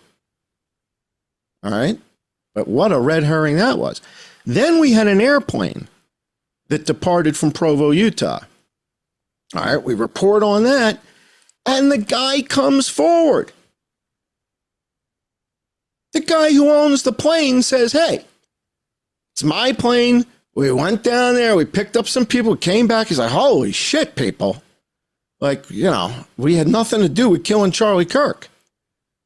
I mean, this is the impact we're having. Is we're doing the research. We call attention to it. What the hell is this? Who's this guy? If this guy's for real, come forward, bro. Come forward. And he came forward. But people kept running with the fake story. Even after the guy came forward. People still talking about it today. There's still people posting stuff about the plane from Provo. But the guy with the plane from Provo came forward. So we got that red herring. Body armor, ricochet, switch gun, white-haired guy, private jet from Provo, George Zinn. All right, then Cash Patel comes out and says we took somebody into custody. And that person was like Koresh something, had like a Koreshi Kumar kind of a name or something, something in that, like wasn't Italian, that kind of a name. And then like an hour later, we had somebody in custody, but we let him go. That wasn't the guy. That's interesting. Okay. Then we got a whole bunch of people who say the wound here is an exit wound. Oh, that means you would have been shot from behind 143 yards away. And that's the part that people don't think. It's like people don't play chess. They play checkers. Well, if that's an exit wound, well, then the entry wound would be 143 yards behind him. There's no line there's a building behind. Yeah, there's a building behind him.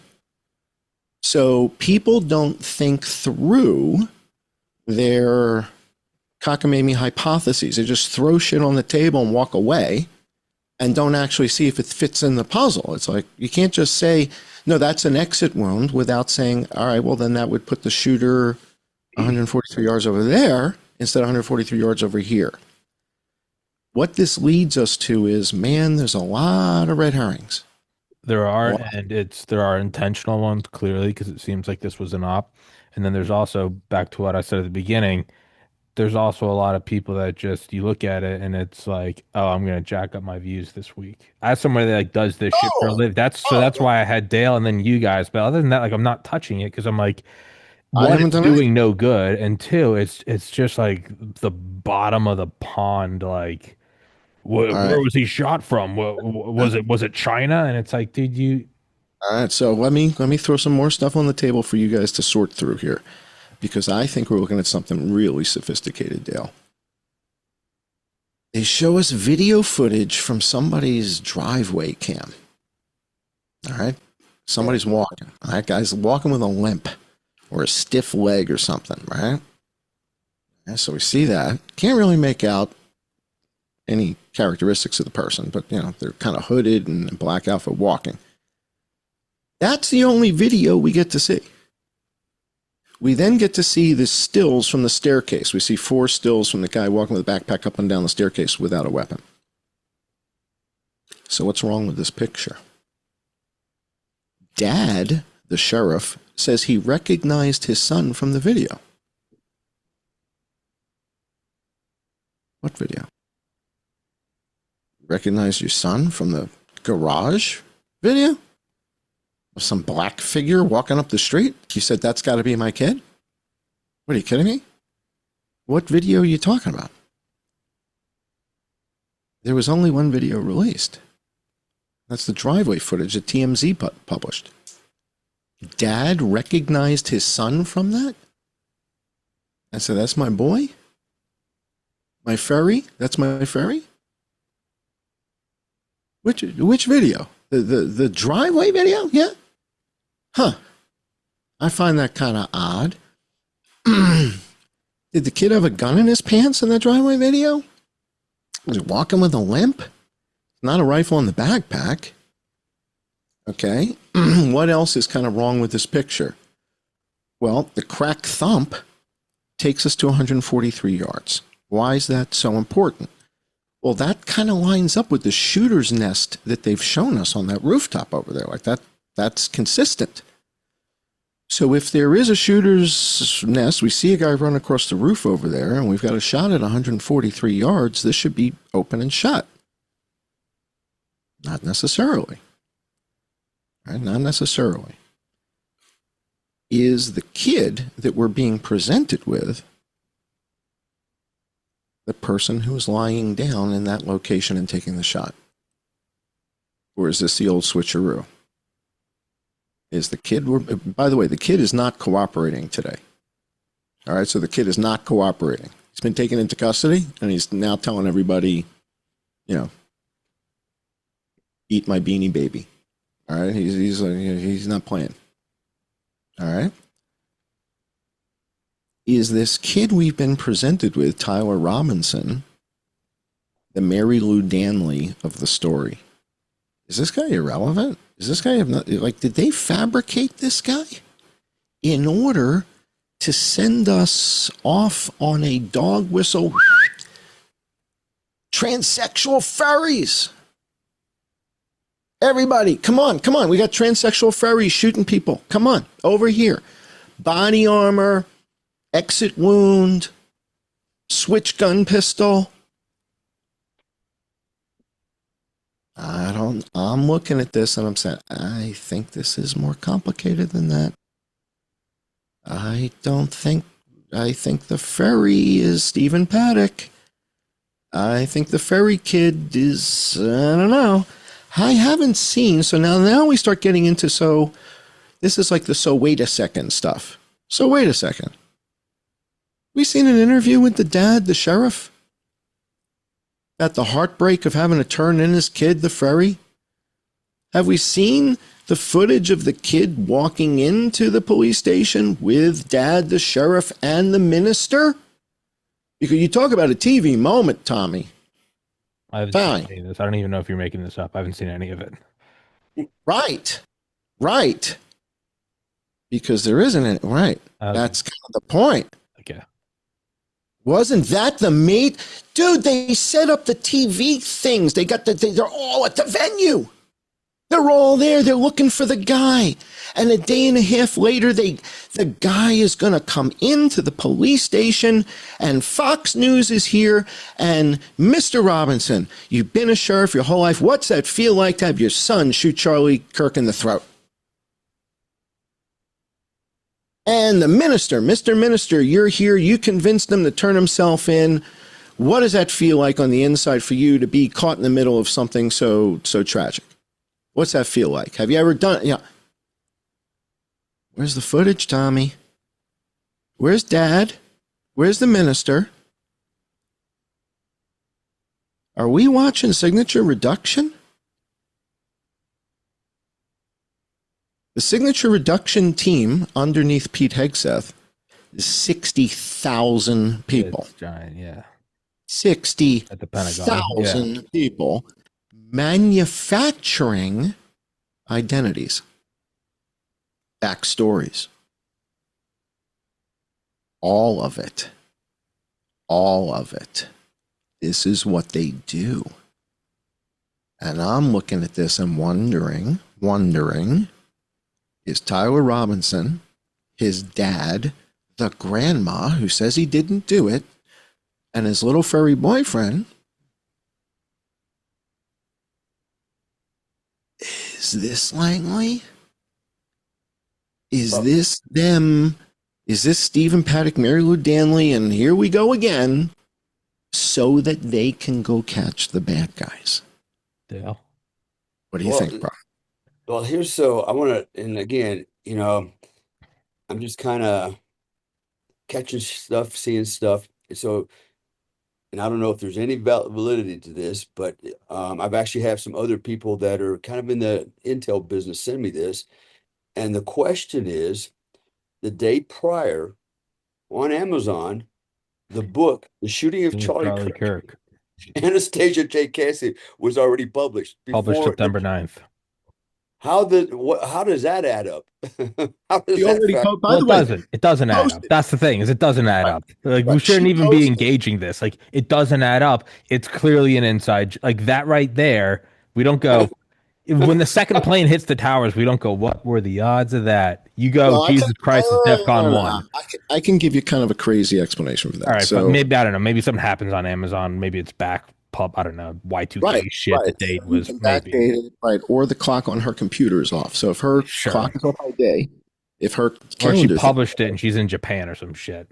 Right. So there's a couple ways, and she's posted since then to X and said Amazon won't let me publish my book. So now Amazon took it down, and she's been trying to republish it, and it won't let her. It's like banned her.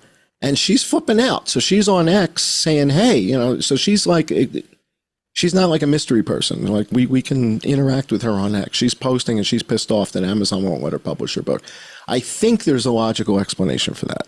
Well, then people say, how is a book already written? Well, that's AI. You can use AI to summarize. Oh, and I don't think she did. There could be a book written about this podcast before the show's over. Like, right. Before we're done, the book is out, right? The book could be out within 5 minutes.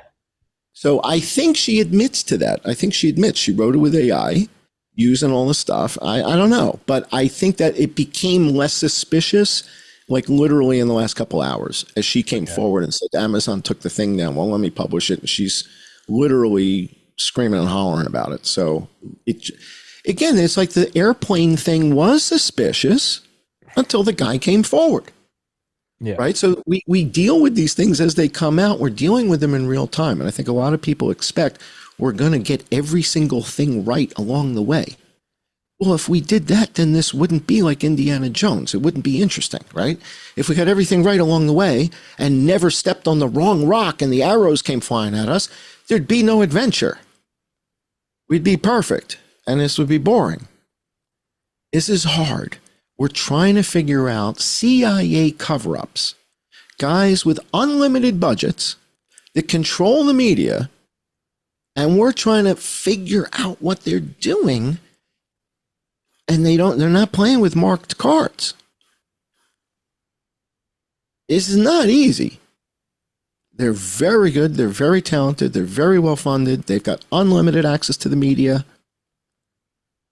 and we're trying to figure this out.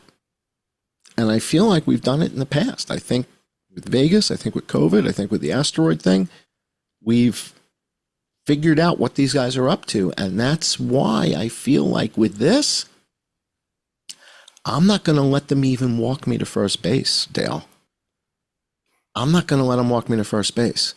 I bought into this shit before, right? I felt that feeling of being led through for 3.5 years. And then finally, I'm like, oh my God, they are so good. The real narrative and the public narrative are so different. And that's when I just started. There's something too perfect about this. Transsexual furry with eat this on the brass casing? Right. It's like CGG, furin cleavage site, and the GP120 in the same virus. It's like, guys, you're going overboard. All right? He's a transsexual and a furry. And dad is a cop, and the cop had to turn him in. Dude, this sounds like this is like a Hallmark episode. It's like dad, the sheriff, after 20 years, has to turn in his kid who was in the midst of maybe transitioning, maybe not. But the boyfriend was transitioning, but they were dressed up like Beanie Babies. It's almost how you know. It's almost how you know it's an intelligence op is This is what I'm saying. It's like, because the plot is so fucking gay and woke. you step back and you're like, so, but dude, all I have is video of a dark figure running across a roof. I got drones whipping around here, and you found a gun in the woods, and I got no footage of grandma. Nobody wanted to go to grandma's house and hear grandma say, I don't think he did it. I think you got the wrong guy. My grandson didn't shoot anybody. Nobody thought it would be interesting to be at the police station. How come everybody was at Roger Stone's house at 5:30 in the morning before the FBI got there to film that? Where else are we there when everything happens at the crack of dawn and the film crew is already there when we're taking somebody into custody? Roger Stone, right? Everybody's there. So you'd think if this guy was coming in and the minister, the sheriff, where's all the news crews now? Did they park outside the police station? Interviewing? Have we seen the interview with Dad? I mean, we have none of that? So I got an interrogative on that one. I'm just asking the question, probably people out there thinking about it, is so when so what I read was this kid told his father he's thinking about killing himself. And so the father said, hey, we need to talk to the pastor, Yeah. right? Blah, blah, blah, sort this thing out. The question is, did the sheriff notify FBI, the police, I'm going to turn my son in and I'm bringing him, or did this just, hey, let's go down there and get the car. We're going to go to the police station.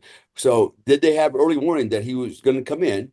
Because if It's valid. Yeah, it's valid. I mean, they may not have known. Okay. But where's the news crews now? All right, so the kid's been turned in. We should have, right? They set up the tents out there with the cameras and the satellite trucks and all that stuff. We heard a story grandma says the kid didn't do it. Has anybody gone to visit the minister? Gone to say, so, pastor, what was this like? This has got to be one of the toughest things you've ever had to do. Tell us more. Where is this reporting? Now, all this reporting may start materializing today.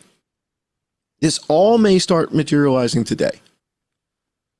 And this could all be moot. But as we sit here right now, I am highly suspicious of the narrative we've been presented with. I see everybody running with these red herrings, with the bulletproof vest, the gun on the side. This is an exit wound.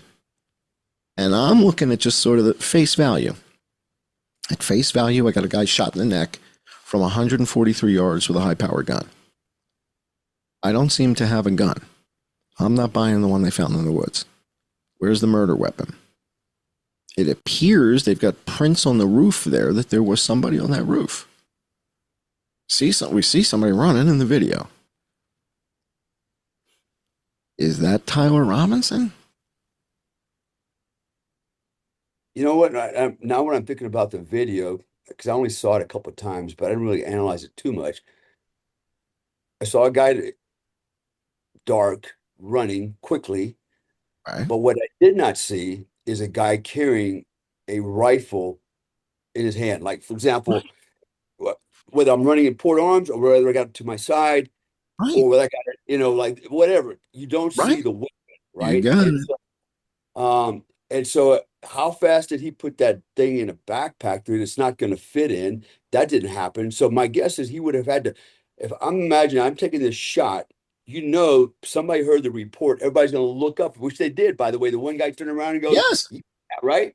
Bunch of So, people. A bunch of right. people are looking up. So he Of knows where course. the shot came from. So I'm not going to lay up there and go, hey guys, I'm gonna be out here in a minute. I'm gonna take my weapon apart and run. No, he got up and boogied, but I didn't see him carrying the rifle. Now maybe he did. I don't know. I didn't see the rifle, but I didn't see the rifle coming off when he came down the roof.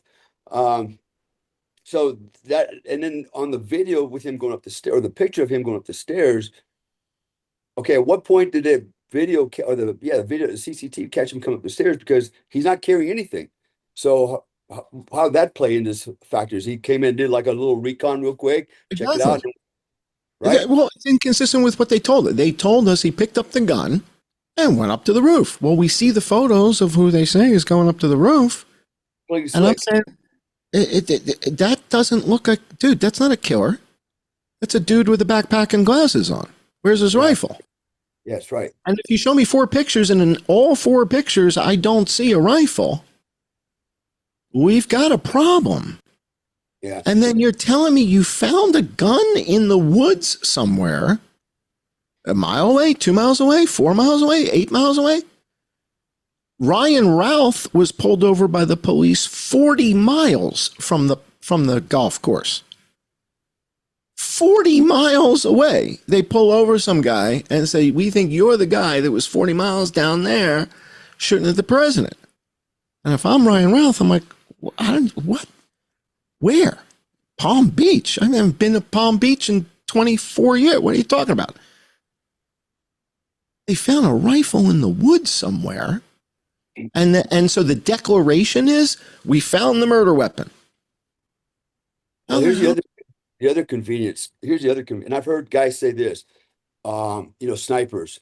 And okay, it's a bolt action rifle. He took the shot, right? And normally it's instinctive. You take the shot, and even when I've shot a bolt action rifle, the first thing you do is what? You pull the bolt back, you eject around, you chamber another one, right? You might need to take that second shot, right? So, Absolutely. so where's the brass for that bullet, It was right? found in the gun. So they do tell us it was not cycled. So he Okay. took the shot, did not cycle the action through the whole battery, did nothing. And when they found the weapon, the spent brass casing was still in the chamber and had some cockamamie laser etching, whatever, however you etch on brass, on the brass casing still in the chamber. So you're right. Normally you take the shot, you cycle your action, right, and you're back in battery. And now you're ready just in case. He took the shot, and I guess we're being told he disassembled the rifle, put it in his backpack, jumped off the roof, then must have reassembled the rifle to stash it in the woods in the towel.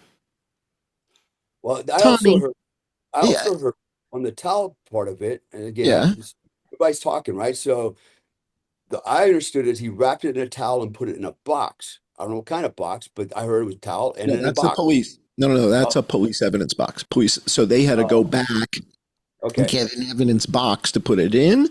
gotcha. But but this is an interesting twist.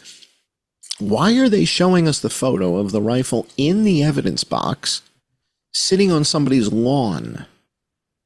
Shouldn't they be showing us, hey, we're out here in the woods. Here's the towel.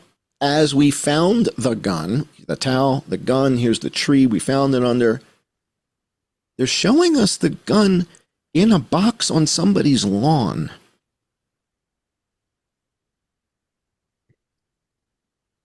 Why? So they, Kind of harken back to those Lee Harvey Oswald where he's taking the selfies with the gun. It's suburban. Yeah, it should like the first picture should be something in the woods, and the next picture should be it should be on a steel table under fluorescent lights with an 8K evidence camera, right? So here's You an put them, idea I want to yeah. advance quick. Again, an idea. So again, based on information that we're getting over the news, of course, a lot of it's probably just bullshit and propaganda. But so now supposedly there's an investigation going on, and it is believed that there are other like-minded lunatics involved with this guy that conspired to take this shot. And the argument is like, for example, the one guy going, yeah, we got him. And there's others apparently likewise in the crowd. So they believe that this was not just a lone shooter, but it might have actually been something that was tabled, maybe just at a little party or a little grouping, and everybody supported it. Or my thought is, what if you get a guy that comes in, pretending to be a college student, Antifa, and he becomes the honeypot or the instigator that convinces all these guys, hey, we can pull this off. Who wants to shoot him?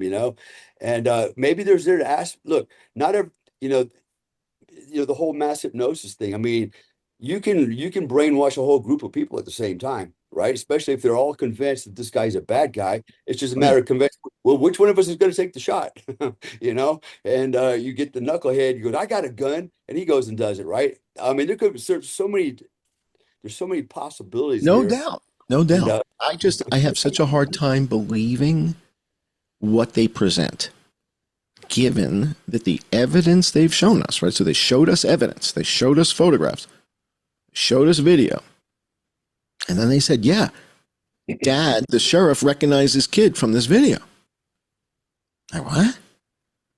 And he doesn't have a gun? Guys, the evidence you're showing us doesn't support the story you're telling us. And therefore, you've now opened up a can of worms, such that anything we hear from them, Dale, if they say to us, well, now we're investigating a potential connection to some bullshit. It's just you're throwing red herrings. It's like throwing knives. It's like as soon as they miss with one, I got another one. It's red herring, red herring, red herring. There's never going to be, until maybe we catch like whoever really did this, a complete disclosure.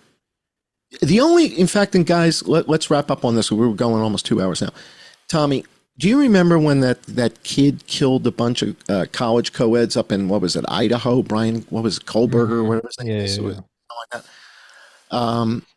For weeks, 3 or 4 weeks, we were told, we've got nothing.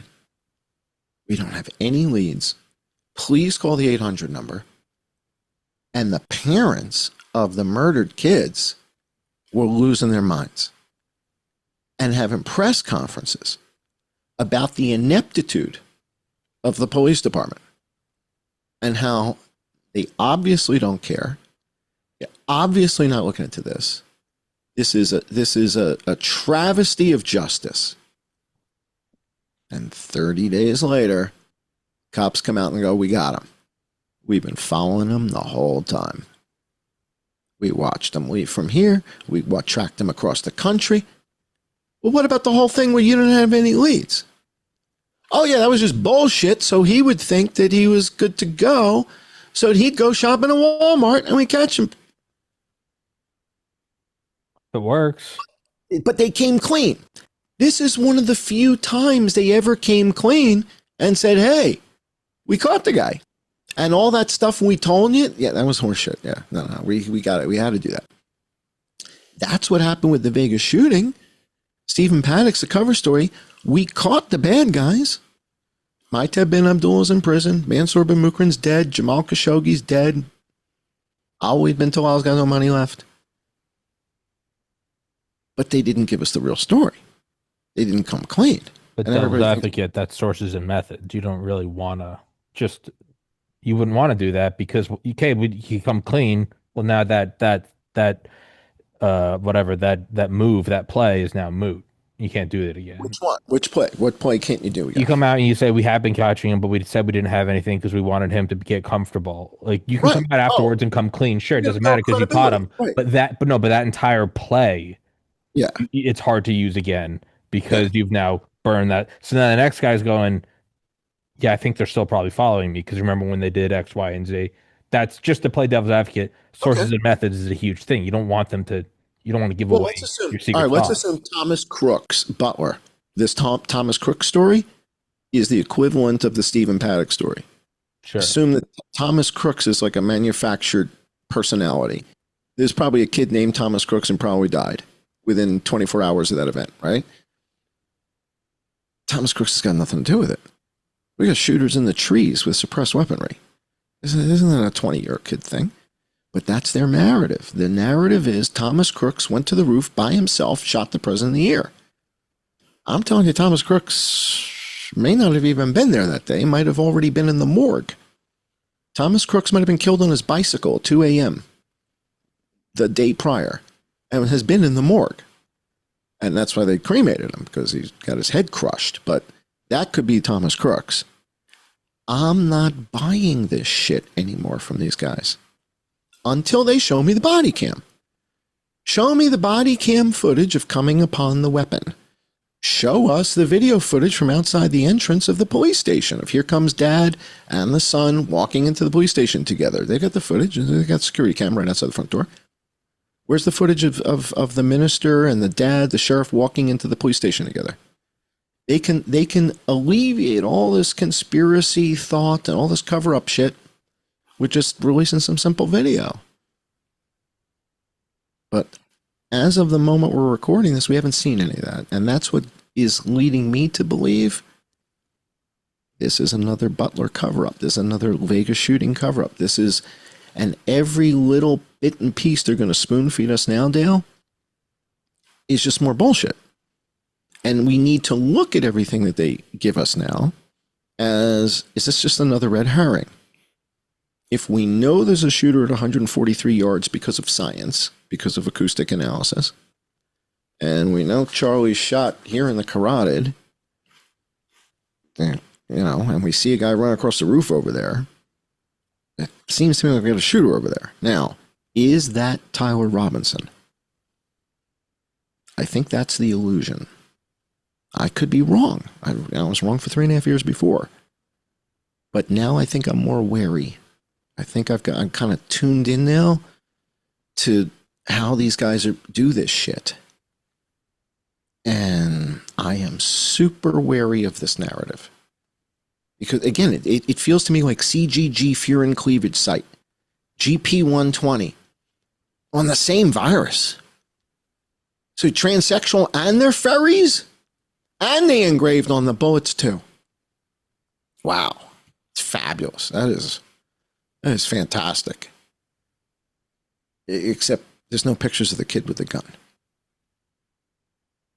So we got no pictures of the kid with the gun. What kind of leap of faith are you asking us to take? This is George Orwell's 1984. Their final and most important. Yeah. Just don't believe your eyes. Don't believe what you see, Dale. Just because the kid doesn't have a gun doesn't mean he didn't have a gun. Just because there is no gun doesn't mean there's no gun. What are you, conspiracy theorist? You think he didn't have a gun just because you don't see a gun? You must be a conspiracy theorist, Tommy. What do you mean you don't see a gun here in this backpack? You don't see a 30-06 rifle with a scope in that backpack, Tommy? So what are you, a conspiracy theorist? The FBI said that's the guy, Tommy. You going to argue with Kash Patel? They solved Butler. Lone gunman up on the roof. Thomas Crooks shot the president in the ear. I'm not falling for it this time, Dale. I'm not going to first base. I'm not buying Tyler Robinson. The only video I've seen of Tyler Robinson as of today, Monday, September 15th, is I saw a video of a kid reading a college acceptance thing that he got a college scholarship for $36,000, $38,000, whatever, $30-some thousand scholarship to school. Reads the letter. Accepted to college when you're 18 years old. Now he's 22, so it's 4 or 5 years ago. I'd like to see some video. Tyler Robinson. Love to see some video of Tyler Robinson with a rifle in his hand. And as you said, Dale, I don't care if he holds it this way. Can I see Tyler Robinson with a rifle? Anywhere. On campus? Coming to campus? Leaving campus? Do you have any of that? How about we reserve judgment on whether or not Tyler Robinson had anything to do with this whatsoever until Cash shows us a photo of this kid with a gun? Yeah. One more question real quick, because you said something. So how did he get on the roof, and why didn't he go down the same way he came up? Why did he jump off the side of the building and risk breaking a leg, right? All right. So I went in Google Earth. I found the staircase. So you basically go through the parking lot, and there's an exterior stairwell, no security, to go right up to the roof. And it's kind of like one of these things where, because it's on a hill, you're at grade at one side of the building, and then at the other side of the building, you're 2 stories up. Oh. So it's one of those things. So he kind of just walks out from grade, goes up 1 flight of stairs, and he's where he needs to be. Your question as to why didn't he egress the same way he came up? Great question. All right, why do we see somebody run across the roof that way if they came up this way? What the hell would you jump for? It's a bad plan. But especially with a rifle, right? Yeah. And a backpack. And again, you're trying to get away. Why do you need to get away with the rifle? Are you going to be using this rifle again for another shooting? Are you going hunting with the rifle? What do you plan to use this murder weapon for? Or are you planning to destroy the murder weapon and hide it in a manner that it'll never be found? I don't know. But the story from the FBI is that he disassembled the murder weapon after taking the shot to put it back in the backpack, because they don't have any video of him running with a gun. So they're telling you he broke out the hex wrench, disconnected the 2 bolts that are underneath the stock, took the barrel and the receiver off the stock with the scope still attached, stuck in his backpack, but you'd have a bunch of barrel. It's 24 inches long. You'd have this much barrel sticking out of the backpack there. Why would you disassemble it after shooting it to stash it in the woods, but then reassemble it before stashing it? They didn't find it disassembled. They found it assembled. This is what happens when you guys come up with your cover-up stories in a rush in 33 hours. You leave gaps. You don't think it through. You didn't use the A team. And now we're going to come and get you guys. Now we're going to show the world how full of shit the FBI is. I think Kash Patel is in way over his head. Tommy, I think he just turned 40 or 41 recently, meaning he's only been working with an adult brain now for about 10 years. Your brain doesn't turn into an adult brain until about 30. So Tommy's only had his for like 5 years. Kash Patel's only had an adult brain for 10 years. And he's running the FBI. He knows full well what happened in Vegas because he was the legal counsel for Devin Nunes at the time. And he's now, and everybody says he doesn't look comfortable at the podium. Looks like he's lying. Doesn't look comfortable. I think we're being sold a bill of goods, Dale. I think we got to step back, pull back from this whole narrative and say, all right, what do we know? No, Charlie was shot in the neck. I saw it. I saw Charlie Kirk get shot in the neck, and I saw him die. We know the crack thump is 0.23 seconds. We know with a muzzle velocity of 2750, 2900, that's going to put us at 143 yards. We know we have video footage of some guy running across the roof. And that's about it. I pretty much, I'd say with 98% certainty can tell you there are no other gunshots. There's one shot fired, not two, There's no shot from the side. If it was, it's not suppressed, right? Those little switch guns don't have a suppressor on them. A switch gun. Do you know the switch gun, Tommy? The standard manufacturing switch gun? A little About $300. Yeah. I get ads for them all the time. So Bud's, what's it? Bud's Gun Shop sells them like $279, $300. Right. So for $279, it's size of a credit card, unfolds. Yeah, I've seen it. 22 long rifle. Yeah. Or 22 Winchester Magnum, 2 rounds, 2 barrels on top of each other, 1, 2. But it's not suppressed. No. So if you shoot it, I'm going to get a sonic signature from it. It's going to show up. There's not 2 shots being fired, and Charlie doesn't have 2 entry wounds. He's shot in the neck, and the shot appears to be coming from about 143 yards out. The rest of this narrative, prove it. Prove it, Cash. Show us the photos, or you're full of shit. Show us the videos, or you're full of shit. I'm not buying it. I'm not going for this ride again, Dale. I feel like a fool when they fool me for months on end or years on end, and then I figure it out. I want to kick myself. I'm like, son of a bitch. I fell for this shit again. I'm wary now, man. Now I got one. I sleep with one eye open, man. I'm like, transsexual furries, huh? Transsexual furries. You guys are good. You're really fucking good.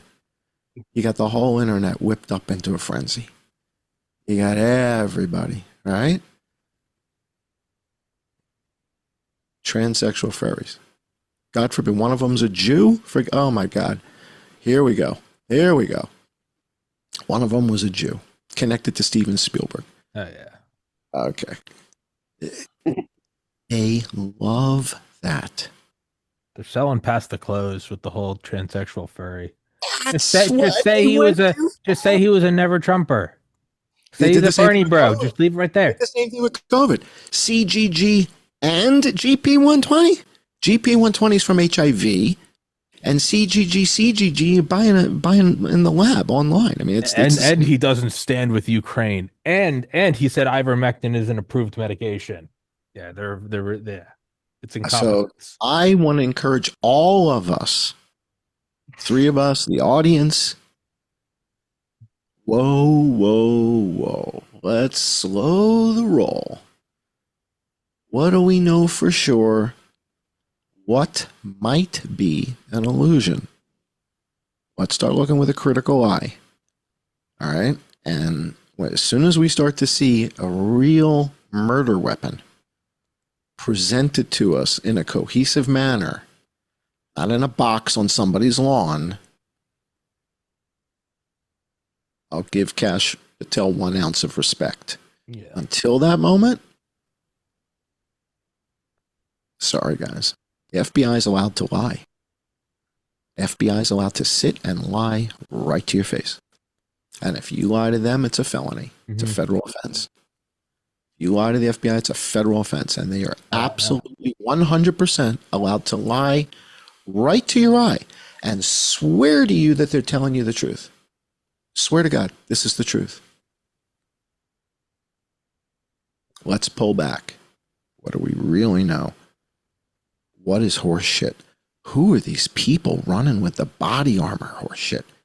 Why are these guys running with the ricochet shit? Why are these guys running with the guns off to the side? Why all these distractions from what do we know? Shot in the neck, 143 yards. There's a shot. Guys run across the rooftop. What the fuck? Why are you looking at pistols over here? There is no other shot. Why is everybody chasing red herrings? And nobody's focusing in on, are we being set up for another illusion? So with that, Tommy, I can't thank you enough. And Dale? Thank you. This may be the op of ops. I mean, this is Butler 2.0, best I can tell right now. And I think we all need to reevaluate. What did these guys do in 33 hours? Is this Was this put together in 33 hours? And am I being overly conspiratorial? We're going to find out this week. The good thing is because I have the Asperger's, I don't really give a shit. Like if it turns out that, no, dad's real, grandma's real, here's the minister, here's the, okay. Should have showed us this shit before, guys. But you got to drag it out. So let's see, what evidence are they going to show us this week? Can they substantiate this? Because if a week from today, guys, right, we got another session scheduled a week from today to talk about September 11th. A week from today, if we still don't have any of this is bullshit. We have no video footage, Dad, the sheriff, no video footage of Grandma. I didn't do it. We got no. Where's this is signature reduction? How come we haven't heard from Pete Hegseth? Pete didn't like Charlie? Or Pete's been busy? Where's Pete? What's Pete doing? Where's Hegseth? What's he up to? Signature reduction come up with Tyler Robinson? Did signature reduction come up with this whole thing? And their personas and their backgrounds? Do they have this shit ready and waiting to go in every city in the country? They've got them ready. If I've got a shooting tomorrow in Cleveland, I can tell you who did it. I tell you who his girlfriend was, where she's pierced, because it's already been developed. And we got that right? Tommy, it looks like we just had a shooting where Athens, Georgia. Grab the book. Grab the Athens, Georgia book. We got the family. We got the address. We got the background. We got the sister. I don't know if you're saying that intentionally because I went to the University of Georgia and spent 3 years of my life in Athens, Georgia. No, You I just fucker. pulled it out of my ass. I just pulled it out of my ass. You fucker. So, I just pulled it out of my ass. So, but in other words, if we've got that for every college town in the country, Yeah. That would we be know, surprised. right? I mean, if Thomas Crooks died in a bicycle accident that night and was run off the road and killed, and his parents were already mourning, and they said, listen, the government needs your help. We need your son, who passed away last night tragically in the bike accident, to be the shooter so that we can go catch the real bad guys. Government's going to pay you $10 million and relocate you. We're going to put you in the witness protection plan. U.S. Marshals are going to take care of you guys. Nobody's going to know where you live. You're going to live the rest of your lives comfortably. Sorry about the passing of your son, but the government kind of needs your son to be the pinup guy. We're willing to pay you $10 million. We're going to put it in your account. It's tax-free. It's just going to show up in your account. And the Crooks family is gone. The Crooks family is gone. All right, so I don't know what's going on here, but my experience with this shit is telling me this is not the story. All right, so I'm going to go check my Beanie Baby collection and make sure everything's intact. I can't thank you guys enough for taking this time and considering this approach, and that this could be bigger than anybody realizes. What if Charlie Kirk really was a target? What if this happens? I think he was purely based on a guy taking the fall. That alone. Why? Like, that alone in a vacuum, you go, why would that ever if the guy that came out and said it was me happened to be his dad, you could almost maybe be like, yeah, father, son, kind of. No, that alone to me, fuck everything else. A guy goes, I did it, shoot me.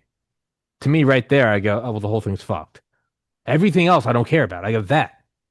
I don't put that much weight on that. To me, that's just George Zinn being George Zinn. He's an agitator. Like, we know that. We know this guy.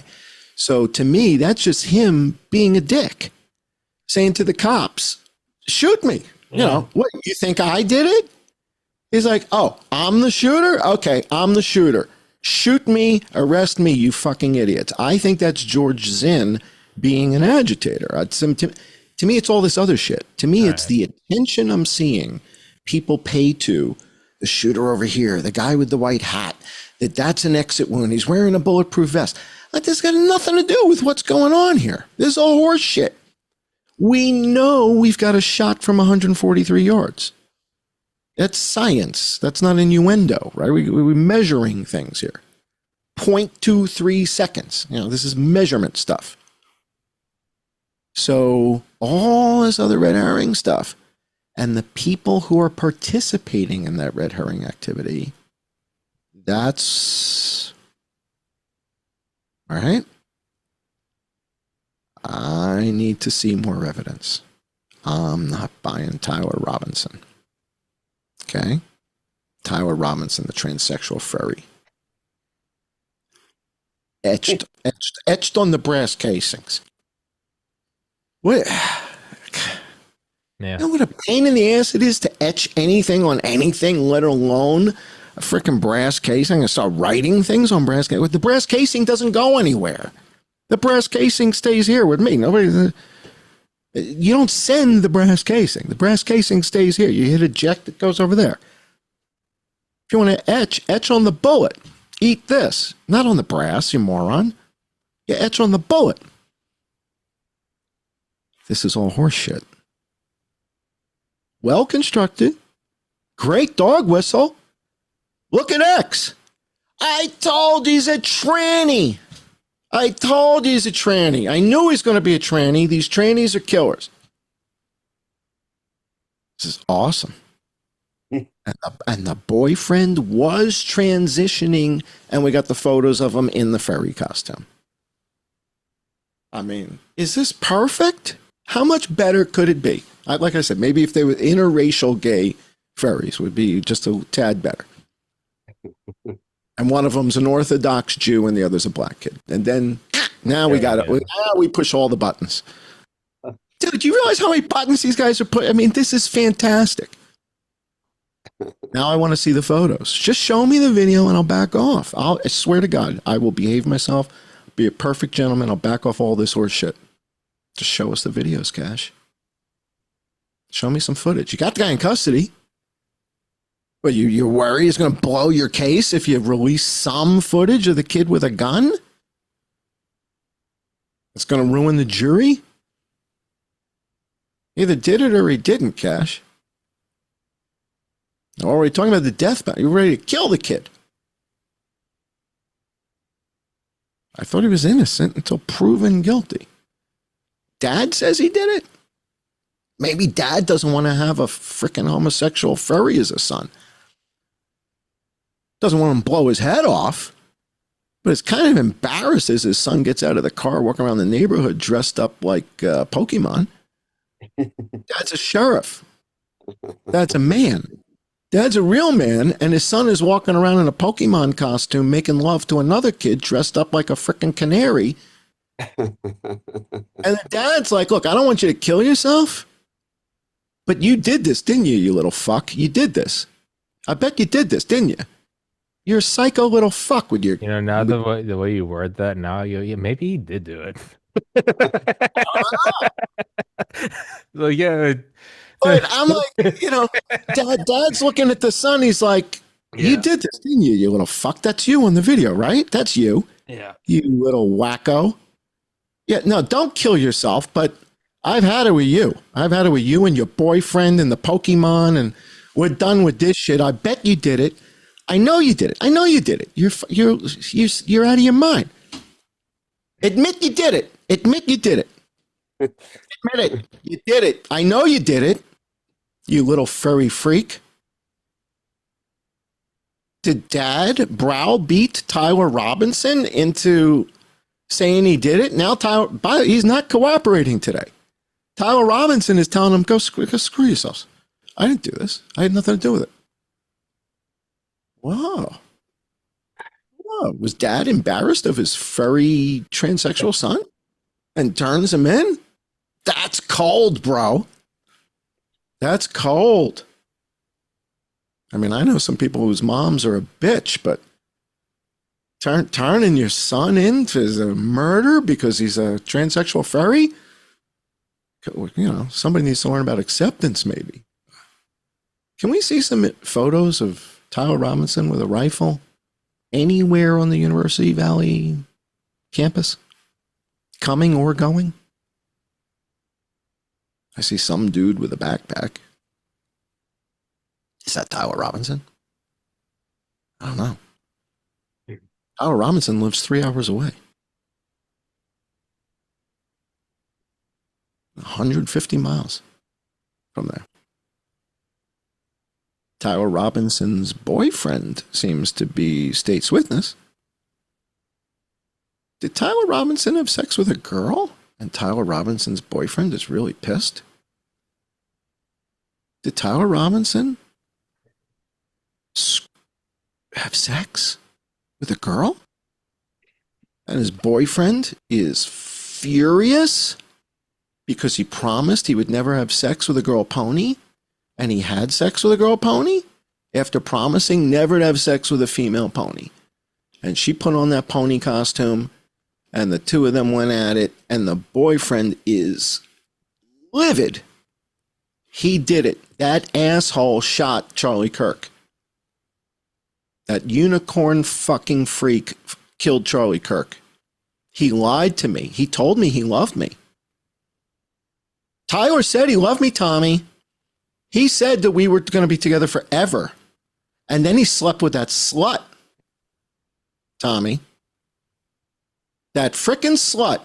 That unicorn-wearing little whore slept with my soon-to-be husband, Tommy. So I called the FBI. And I said, do you want to know who shot? Tyler Robinson shot him. That unicorn screwing loser. Okay. Do we have any photographs of Tyler Robinson with a murder weapon on the campus? Do we have the bullet to kill Charlie Kirk that we can tie to that weapon? Yeah, I don't know. I think give it another week when we reconvene, and we'll see what is. I'll be embarrassed as all hell. It's only been It'll 5 be days. real, and I'll apologize to everybody. Again, I'm not embarrassed to be wrong in a situation like this where we have no evidence. In other words, I'm simply asking to, prove me wrong. Like, am I wrong? If I'm wrong, and you're like, no, bro, we got CNN's running right now. Here's the sheriff. Here's the dad walking into the police station. No, we got it now. But I don't see it, Dale. I don't see it. And if we don't see it a week from now, I'll put the indelible ink on. Bullshit. This is right now. I'm on the whiteboard. Okay, we can erase this.